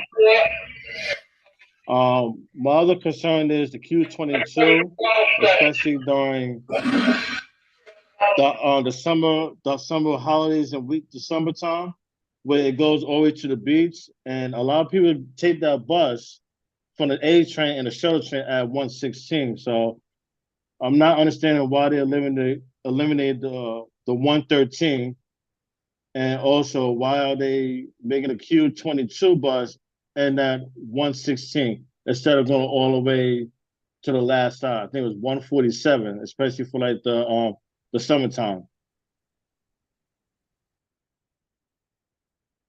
Yeah. Jack, did you pull up the map?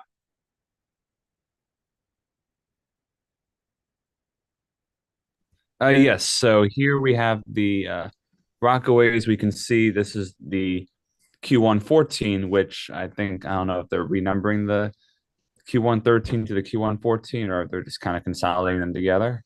But I believe the Q113 is no more, if I'm correct. Yeah, right, that's they what it eliminated is. that bus, and that bus goes. It makes express stops all the way from the Rockaways all the way to Jamaica, which a lot of people take that bus. I take that bus when I go see my family out in the Rockaways, and it's very fast. It's a decent ridership, and they want to get rid of that bus. I don't know why. Why they want to get rid of that bus? Because the 113s are limited. The 113 limited is really so is the successful. 114. Right. Yeah. That's all. Well, the Understand why they 114 get goes rid of it. local. I believe it does. I'd have to double check that. I remember the 113 being limited. I'd have to double check the 114 though. I think they might be renumbering the 114 to the 113 because I'm noticing that we're not seeing that the 114 take this kind of windy route through the sanctuary. So it's going to go along the 113's route along Rockaway Boulevard, past the airport, past the Costco. And can everyone see that on their screens? Because I think we're having issues, technical issues. You might have to change. Oh, Danny said yes. Okay. Oh yeah, perfect. It might be something on your iPad. You might have to kind of adjust your viewing settings there. But this is what the 114 is proposed to be, kind of taking over the 113's route. And then when you get into the Rockaways, it ends at this does not make, I think it could go farther than that. we do see the Q22, and the Q22 kind of fills in the gap between Far Rockaway and Rockaway Park, but then it ends at Rockaway Park instead of continuing down. And I think there are just a whole other bunch of other questions that I have around, like whether it's worth it to extend the Q22 over to Jacob Reese Park, because all we have here is Q35. So and there an is some express good bus. news with the 22. They've extended it to serve the Far Rockaway LIR station so that everyone can take advantage of the new city ticket discounts. That's actually a great Oh, thing. yes, Yes. definitely. My concern with that, you need more buses along that corridor because they pick up a lot of people, especially around school dismissal time.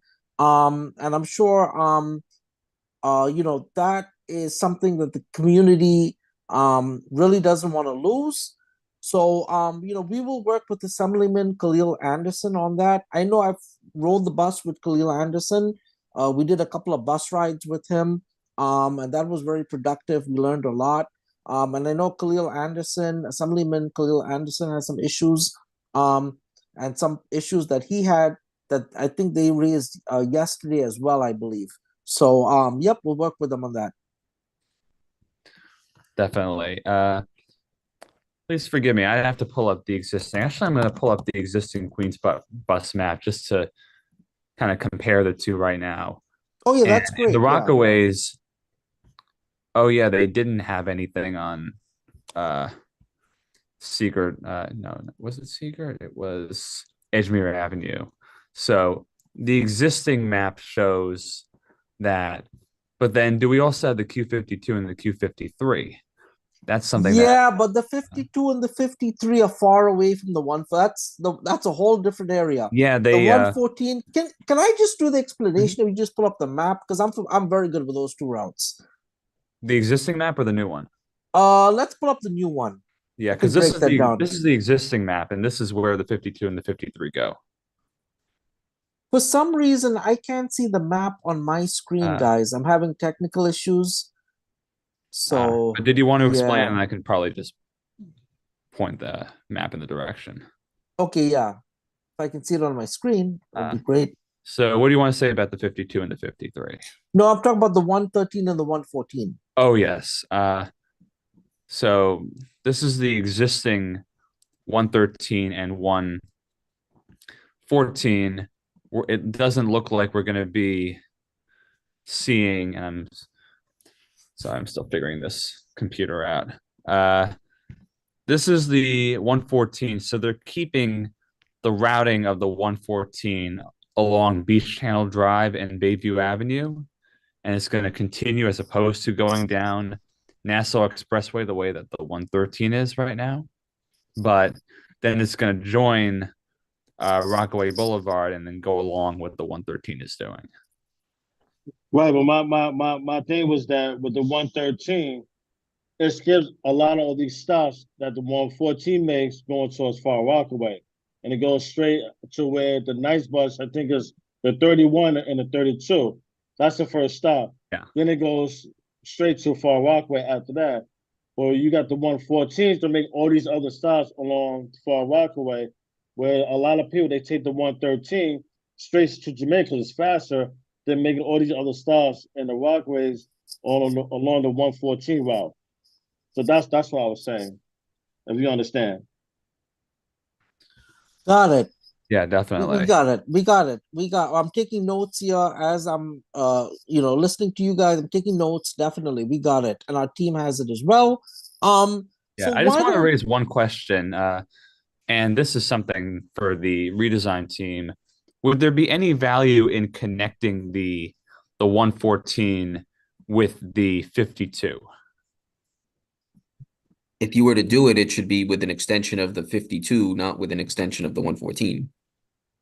Yeah, so instead of the 52 terminating at Beach Channel Drive and Beach, I think that's 54th Street. Yeah. It would make a right on Beach Channel Drive, or it would just continue down Edgemere. I'm not sure if it can go on Edgemere and then connect with the 114 at the end there. Well, to what I think should be done with the 52 as far as the Eastern Terminal is, so Bayswater, for some reason, they seem to have a particular, I don't know what, thinking that this area doesn't really need bus service. And I mean, there's apartments on Mott Avenue. So, and you know, anywhere to as far as I'm concerned, when you talk about low density, I mean, most areas in New York City aren't like, they aren't suburban or low density. Like even, you know, that area, like it's not, you know, houses taking up whole like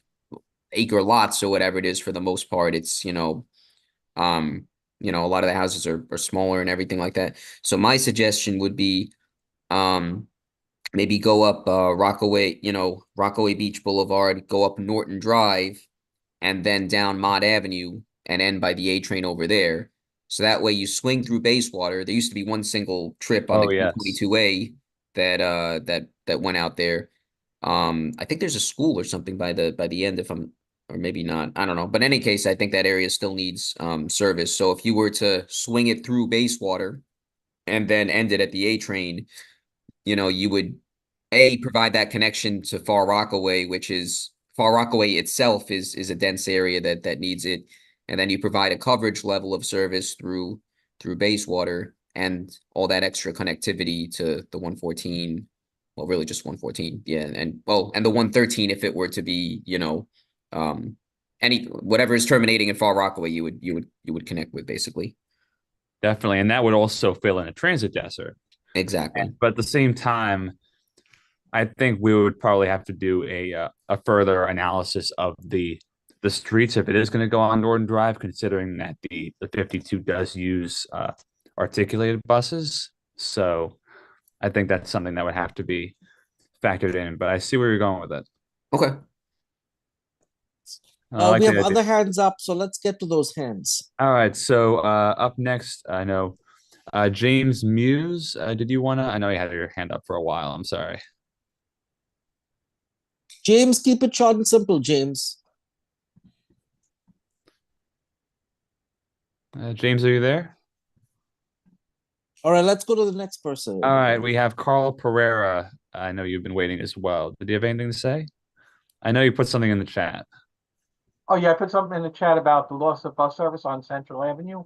That possibly, it's a very small area near the National Queens border.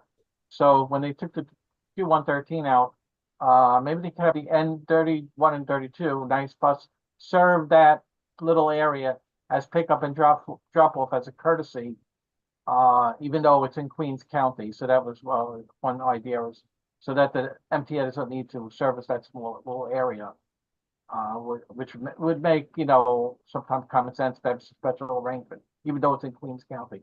Because right now in Queens County, you know, Nassau County just drops off when it's coming into Queens and only picks up when it's going out to Nassau County. So that small area could be served as, you know, as a special little arrangement. That was one idea. Second idea I have is concerns the Q52 and 53 routes. You know, the MTA might maybe take a look at combining in the Rockaway segment. If once the 53 comes into the mainland, coming from the mainland into the Rockaways, to go virtually nonstop along Beach Channel Drive to Beach 116th Street, and then go limited stop all the way to Beach 54th Street.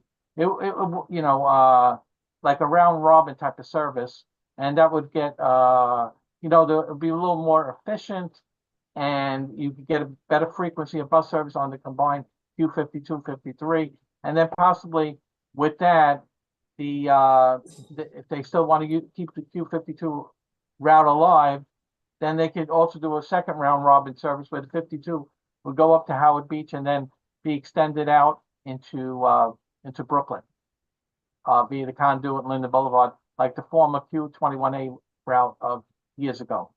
And, you know, that would provide funding for that. And it could provide funding for possibly to, you know, do the Q51 out to the Gateway Mall. So that was my suggestions.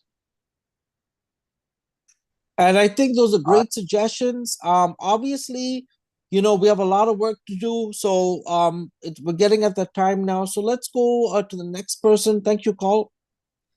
All right, thank you. So up next, we do have, I know, Andy, you do speak a lot. I know your hand's been up for a while. Did you have anything to say, Andy Pollock? Yes, good evening, everyone. So I have some concerns for the Whitestone community. I'm gonna be brief about this tonight.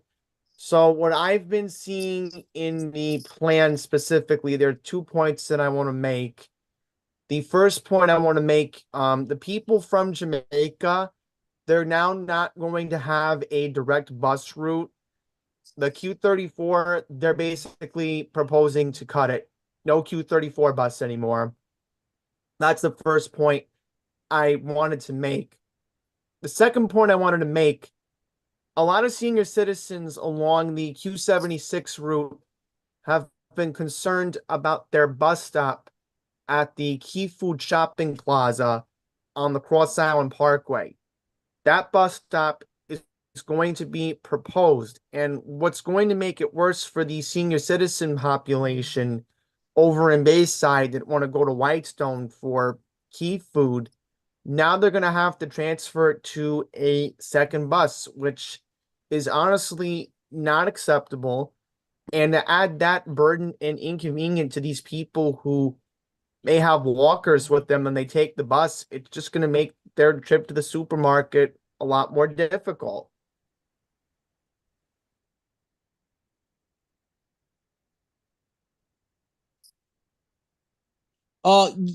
Andy, I agree with you.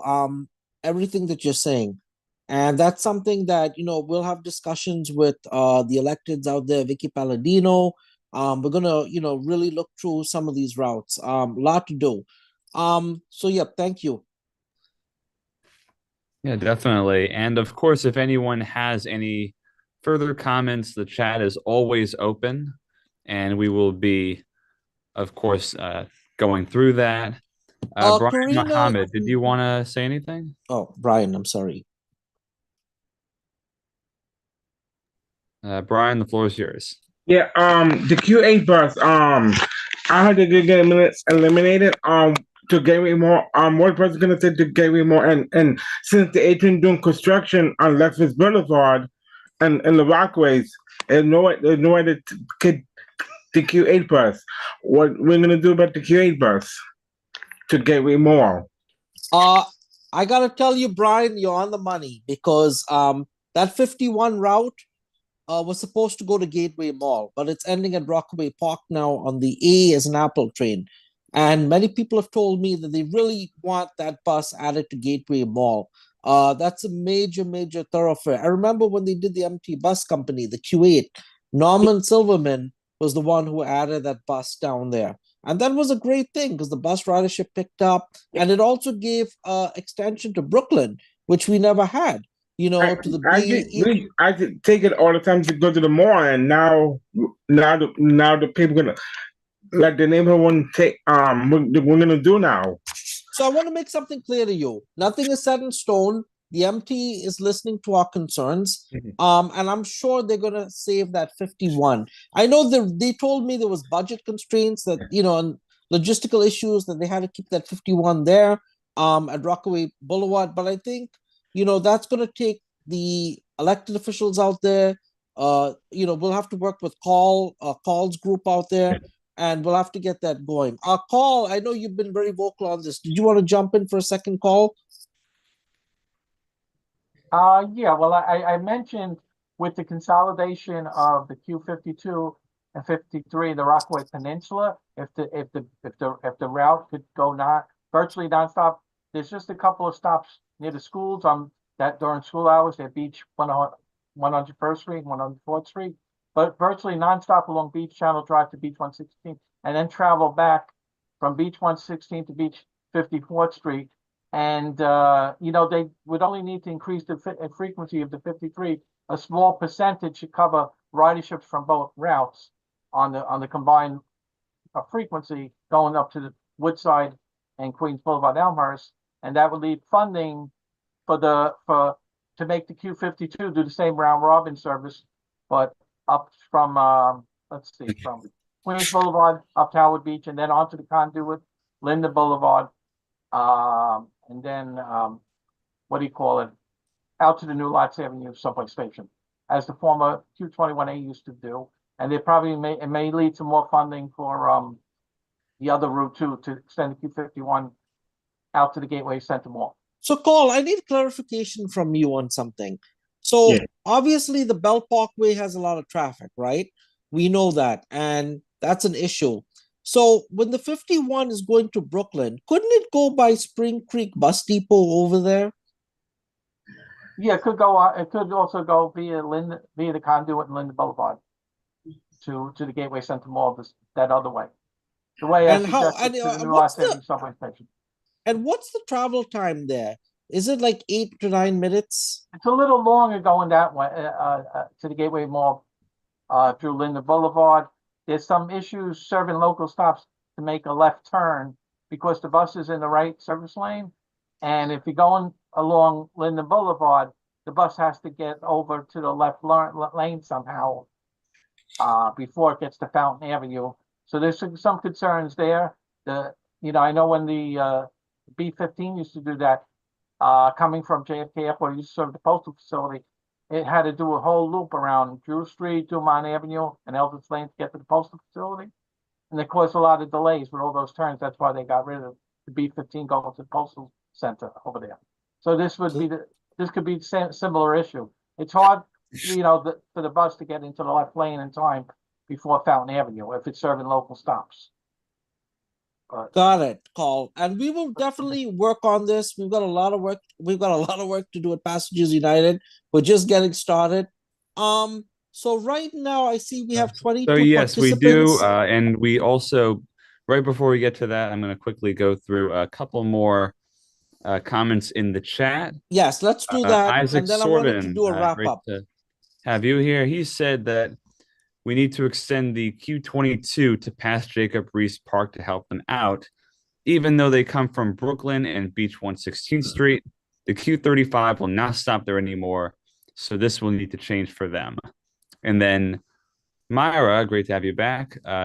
She said, I would love to see the Q21 and the Q11 connect Howard Beach and other points of the subway in Forest Hills. They connect to the locals at Woodhaven, but connecting to Continental will allow people to get to express trains and to shop and socialize in Forest Hills. So those are two other points. And then Frederick Wells suggested that the Q112 also go to Gateway Mall as well as UBS Arena. Okay, So that's what we that's a have in lot the over chat. there. That's a whole lot over there. Okay. Yeah, so we have James Muse. Are you still here? I know you had your hand up for a while. we have to wrap it up. So yeah, we only have 10 minutes left. So could you just make those comments quick, James?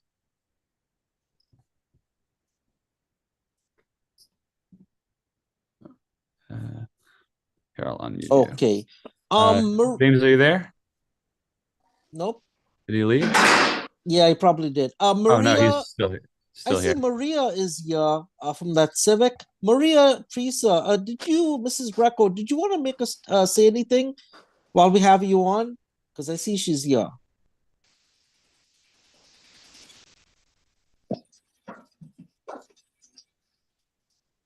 Okay, Maria's not here. Myra, did you have anything to say, Myra? Did you want to jump on for a second?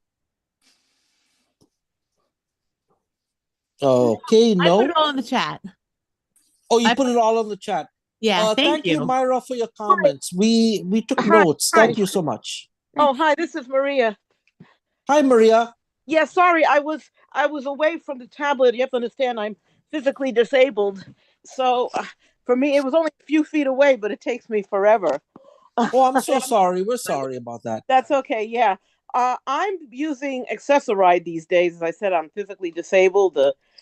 I use a cane and in fact, I now have a folding mobility scooter to give me a little bit more mobility. On the other hand, it would be good to have Accessoride. You got to plan in advance. Okay, I'm not in one of these, the e-hail program. And if for some reason I wanted to do something the same day, then it would have to be public transportation, a bus. So I wanted to make a comment about the Q66. If I live a half a block from Northern Boulevard, as you know, they've eliminated half the stops, and people are not happy about that many stops being eliminated. The other thing that goes along with that is the dedicated bus lane. Now, I understand Northern Boulevard, there's the Q66, but there are also express buses that run rush hour, right? That's when they run. But the dedicated bus lanes that go from, I forget what street, it's somewhere in the 50s all the way up through to 110, it's 24/7. Now, they didn't do that in Manhattan. And frankly, we're puzzled as to why this bus lane is dedicated a late night and on weekends when the Q66 is running. And it's not just the eliminated bus stops, they've eliminated the frequency of service.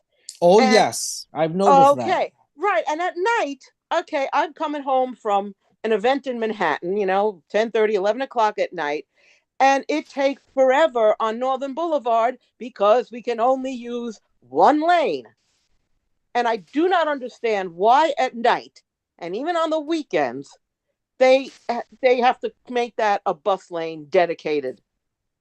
I just don't get that. So, so I mean, our concern here today is those 3 routes that are going to be on Norton Boulevard, those new routes that are going to be there. Oh, there are? Oh, I didn't hear about that. As part of the bus. So that's what our concern is, and how will that impact the residents? But I get you on the bus lane. And Jack is going through the 3 routes right now. So it's 9:22 right now. We'll press for time, but we'll just quickly for like a minute just show you these routes. Yes, please. Thank you. And then I'll take a look if I download it. Then I'll take a look afterwards. So the Q66, Northern Boulevard West. So that is one route, and then there's another route. And the Q66, just for the record, has a net decrease or a net increase in headways of 6 minutes. And we're seeing some of the greatest increases in headways are during the evening from 7 to 9. That's an 11-minute increase in headways. 7 minutes during the PM rush, 8 minutes during the midday, only 2 minutes during the AM peak, but where did it go? 5 minutes during the early AM.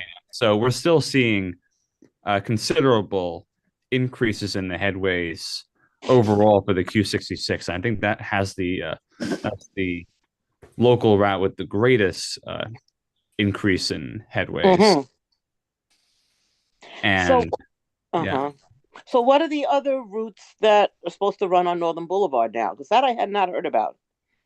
So on Northern Boulevard, I'm seeing are we talking about local or express? Because we have the Q63, which goes on Northern, but it only goes and actually, that goes to Flushing. And I think that's supposed to be the local equivalent of the James, can you Q66, please mute? if I'm not mistaken.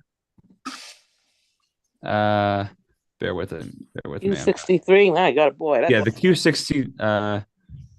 The Q63 is. I'm gonna pull that up right now. I think that kind of mirrors the 66 in that, but then the Q63 kind of diverges onto 35th Avenue. But they're essentially the same route along Northern Boulevard. It's just that the Q66 is kind of more of an express or rush version of that. So it seems. But on both of those, I really hope that they kept some bus stops over here. There's only one bus stop that was saved around look at that. City Field. Wait. And that was not even in City Field. That's on the corner of 126th Place.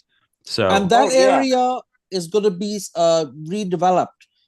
They're planning to put a casino in there, which is a horrible idea, but I'm not going to get into that tonight. But if they're going to be building all these facilities, they need to have adequate bus service. But the Q50, which is going to LaGuardia Airport, I don't think the 50 will be stopping anywhere along there. because it's going into LaGuardia Airport. Yeah, well, the Q50 is stopping at the Mets-Wills Point Station on Roosevelt Avenue to align with the 7 train. But the problem is with the Q50, if there's a bus that's paralleling subway, shouldn't the bus be stopping like ever so like at the very slightest more frequently? Like maybe adding, but then I'm not sure if that's even possible here. But I'm still thinking with a lot of those bus routes that go right along a subway line, especially a subway line that's accessible or inaccessible, they should at the very least not be getting rid of the bus stops that are in between it. Yeah, accessibility. That's the other problem, of course. And that's an issue that we've been discussing for a long time with these redesigns, is how do we space the bus stops in a way that's not going to be harming those who can't walk farther. Right. So that's something that we're going to have to research and look at, because I remember us talking about this very issue with Carl at one of our meetings, and we had suggested that they not reroute that bus, the 50 via Roosevelt over there, because of all the traffic at Citi Field. So I don't know what the MT was thinking, but they probably have a reason behind that. There's always a reasoning for everything, and we'll eventually find that out. I don't mean to interrupt. They want to reroute Q50 Co-op City from LaGuardia? Yes, they're Yeah, they want. That's what. So guys, I'm showing we're right running now. a little late. It's 9:27. So we have to keep this meeting in check. But all of you on here, y'all need to read the plan, because what I'm seeing is some people on here have not read the plan, and so in order to be You can access the plan right on our website. Right on our website. Okay, on your website. Okay, It's at passengersunited.org.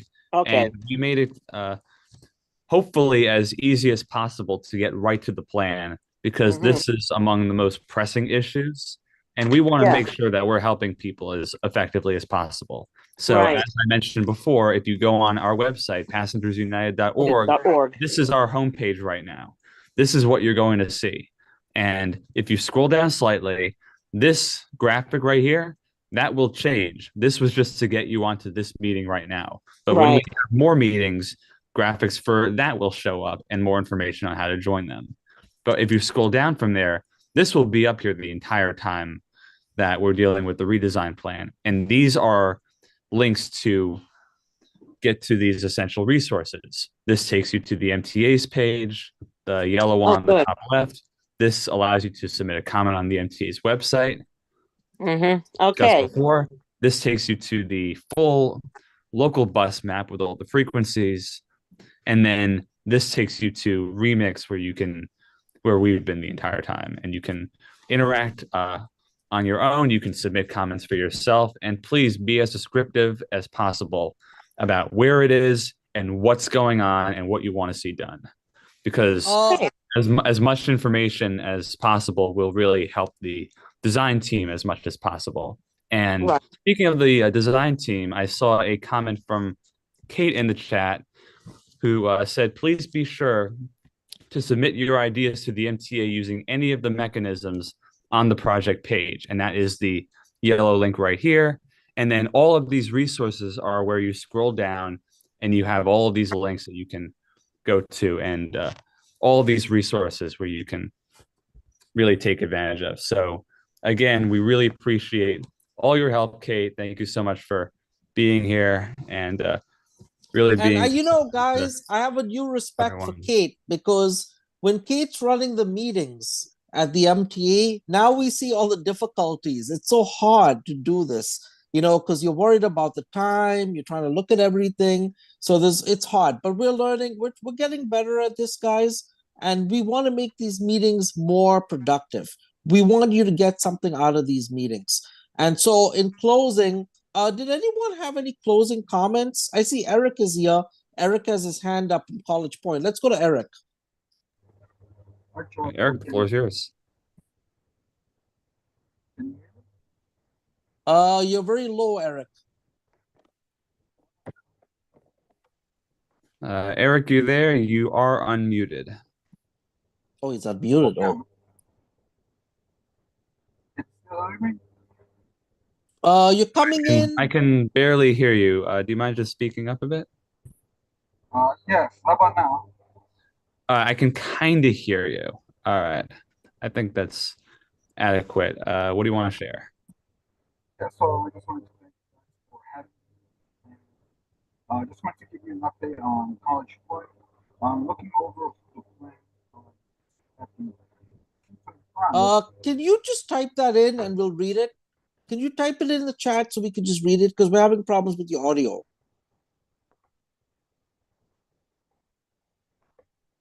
And by the way, guys, Eric is a great person. We actually went out to College Point last year in June.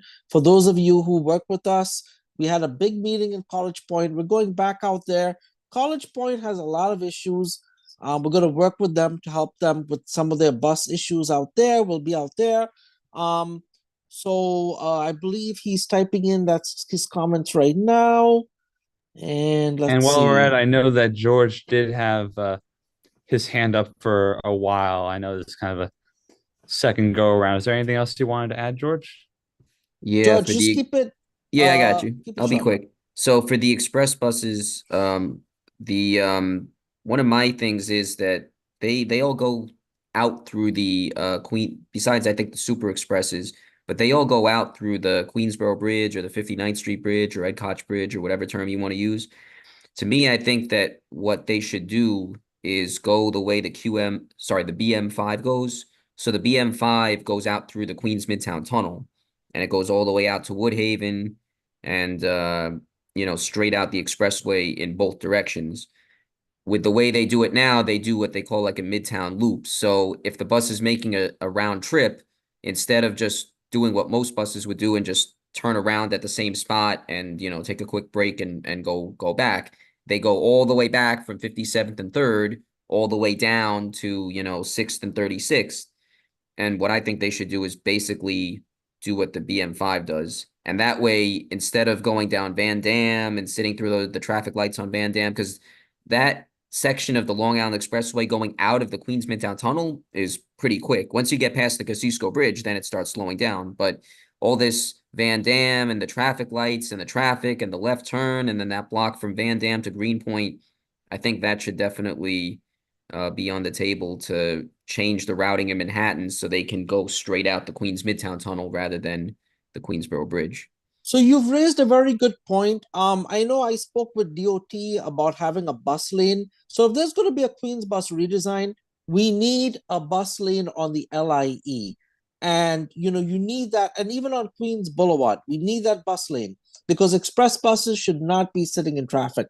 We need traffic signal priority. So that is something that the DOT, now that they got that $30 million, hopefully they'll invest in that, and we'll see some improvement on that, especially with congestion pricing, being implemented. We'll have to see how the congestion, how it's going to be on the Queen side now, because everyone's going to go over there. So yep, is that it? Yeah, that's pretty much it. And the Q71, the Bell Springfield route, I would like to see that restored as it was in the second and even the first draft, as was mentioned before. Yeah, and I'm sorry we didn't give you a formal introduction. I know you're acting as a private citizen tonight, but you do work for the New York DOT, New York State DOT.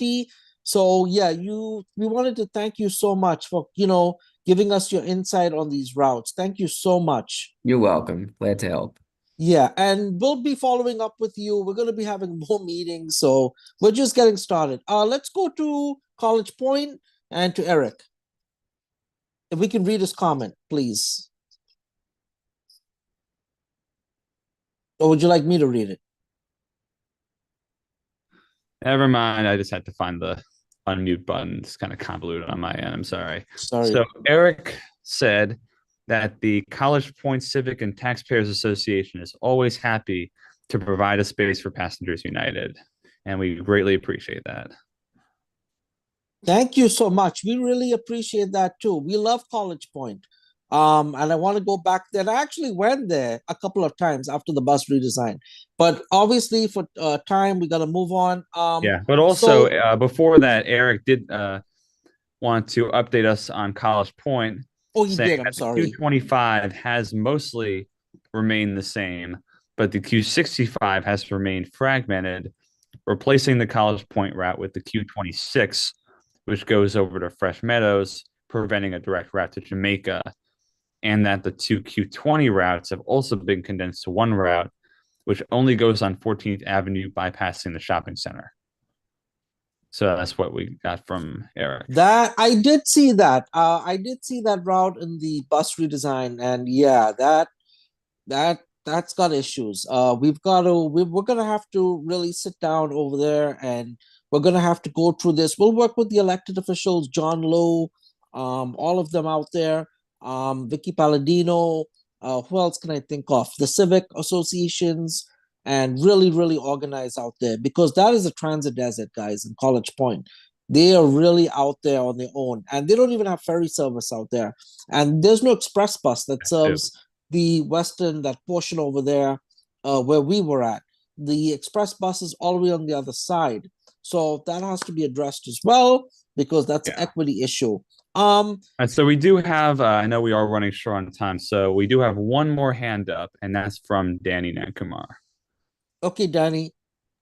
All right, I wanted to say thanks for having me on, and I believe that we need more people to turn up for these bus redesigns, because the more people we have, the more input from the MTA, and they can listen to our ideas and what kind of changes or routes they propose that can make our commutes better. That's pretty much it. Right, and I wanted to say something in closing. So this is where, I need to motivate you guys. We want all of you to join our social media pages, and we want to be in communication with you constantly, because we're going to be having little pep rallies outside elected officials' offices in areas where, routes and bus stops are being severely curtailed. And we're going to need you guys to come out with us. We're going to need you to make phone calls. Everyone has a cell phone, right? Sometimes emails, the elected officials, they get bombarded with emails every day. And the staff, they don't read those emails. So what do? We pick up our cell phone, call your elected official. You can send an email as well, but you should also write them a letter and send it in the mail. And I know that sounds a little like off, but you know what? Sometimes letters in the mail, it has that personal impact touch, right? So they see that. It comes in the mail, they see that. But we're gonna have to get more involved with our civics. And Passengers United is every step of the way there with you. The entire team at Passengers United. I want to give a shout out to all of our members, Danny, Karina, Isaac, Jack, Paul, and just so many of our team members, Alan, who's out there. I'm so grateful and honored to be working with all of you. And I really want to thank somebody special tonight, Kate Catuno, who came out from the MT to listen to our concerns. Kate, thank you so much for coming out and listening to our concerns. Kate has been very busy with the bus redesign. It is very hard. When we're reading these bus reports, guys, it takes a lot of work to put these things into context and to, just look at all this data. So we need to be understanding to them. And what the MT wants from us is they want accurate information. And this was something, we had some issues the last bus redesign, because people were sending emails, but they're not saying where the intersection is, where the route is, what the bus stop is, where the bus stop is located, an address next to the bus stop. So these are things, and also what is wrong with the bus stop? Is it too far for you to walk? Are you a senior citizen? Do you have a limited mobility?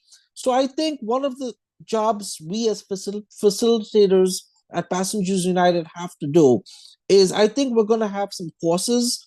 We're going to put some up on YouTube to educate people, quick courses that people can read and watch, and just get information on this, because we have to get this bus redesign right. I know there's a lot of politics involved. Karina knows. Karina's been through the storm with me. She knows, because I call her sometimes when I'm upset, and I call everyone else. But we really I'm scared about our community boards and our electeds, guys, because they're not paying attention to this plan. And we're going to end up losing. Somebody is going to lose in Queens, and we don't know who it's going to be. So I think I've said enough. Jack and the team, if y'all want to jump in and say some closing remarks, and then we just close it up. Thank you, guys.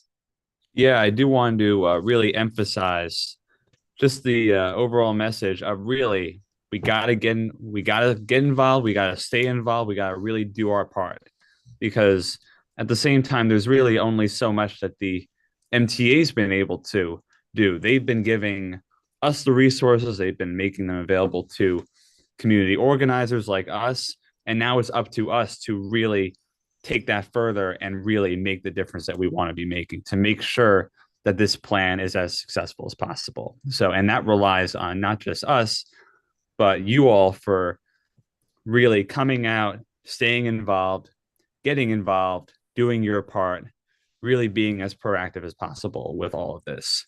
And we really appreciate all of you for coming out here and really stay up to date with what we're doing. We're going to be putting out more resources as we go on.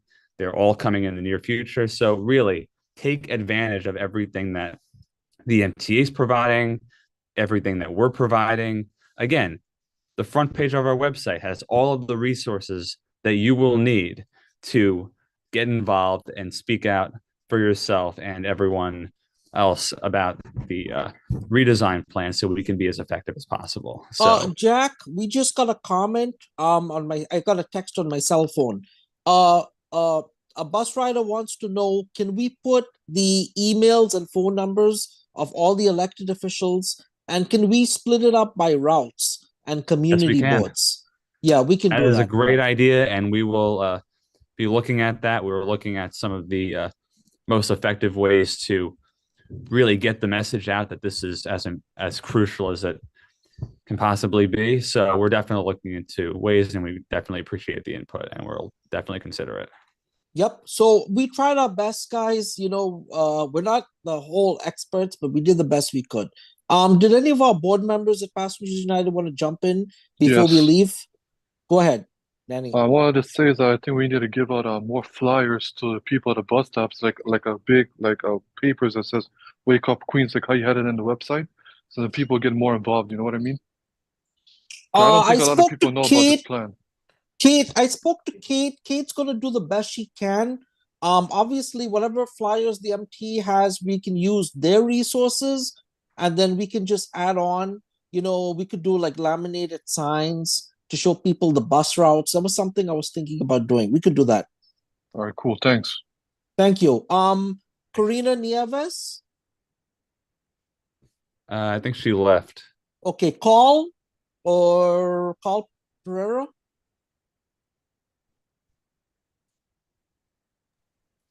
Carl, anything you want to say in closing? No, I think the meeting went well, and I have some other little complex ideas, but I'll just go over that at the next meeting. Or with Charlton. Okay. So I don't want to get into details now. All right, and we also have Yuki from Japan who joined us. Thank you, Yuki International. Andy Pollock, did you want to jump in? And where's David? Oh yeah, I'm here. I'm still here. I'm going to contribute and close on this. You know, we have the power to get this right, because at the end of the day, you know, we saw what happened in the Bronx, and the Bronx was just shoved down the people's faces and their throats. And you saw what happened with the bus stops getting eliminated. The concern is, you know, if your bus stop is getting eliminated, speak up now. Because if you're a senior or somebody who has a disability, do you want to walk 5 or 6 blocks just to access the bus? No. So that's another point of emphasis that I wanted to touch up on tonight. David, our vice president, has been taking concerns of buses, bus advocacy. David's been busy behind the scenes taking notes about what everyone's been saying. David, go ahead, because you've been quiet. Thank you. I have been very, it's everything, all the feedback has been very helpful. My critique has been adjusted, been giving a lot of feedback. I did like what you said. If $30 million, if the MTA could spend $30 million, they could spend 30 million more. That's all I gotta say. Okay, and I think that's pretty much it. I think it's Jack, would you agree? It's time to close out. I think so. I mean, as I mentioned before, we will be keeping you up to date on our social media. We will be continuing our outreach, doing our part, and it really all comes down to everyone who's been here and just everyone doing their part as well to really make this as successful as possible. So we really, once again, can't thank you all enough for being here, making your voices heard, and this is only the beginning. I'm really looking forward to everything we're going to be doing. Thank you so much, everyone. Give yourselves a round of applause. And we thought we were going to go over. I think it's 9:46, so that's not bad. We did pretty well, and I think we covered we read all the comments, and we covered most of the people that were there. And also, all the comments are going to be made public anonymously, so you don't have to worry about anything being tied to anyone if you're not comfortable with that. But we will make all of these comments public that are in the chat. And with many of you, we will follow up with all of you. So on behalf of all of us at Passengers United, Jack Nirenberg, thank you so much, Jack, for helping us with the technical stuff. Now I have respect for the MTA because it is so hard to put these events together on Zoom. Yeah. Okay, guys, so we have to close out. It's 9:47. Thank you, everyone. And we hope to see you at our next event. Thank you and have a good night. Thank you very much. Yes. Good night, everyone. Happy holidays and happy new year. You too. Good night. Oh yes. I hope to see you guys again on Zoom. Maybe put on Zoom. Have a great night. Have a great night. All right. You too. Thank you. Good night. Thank you,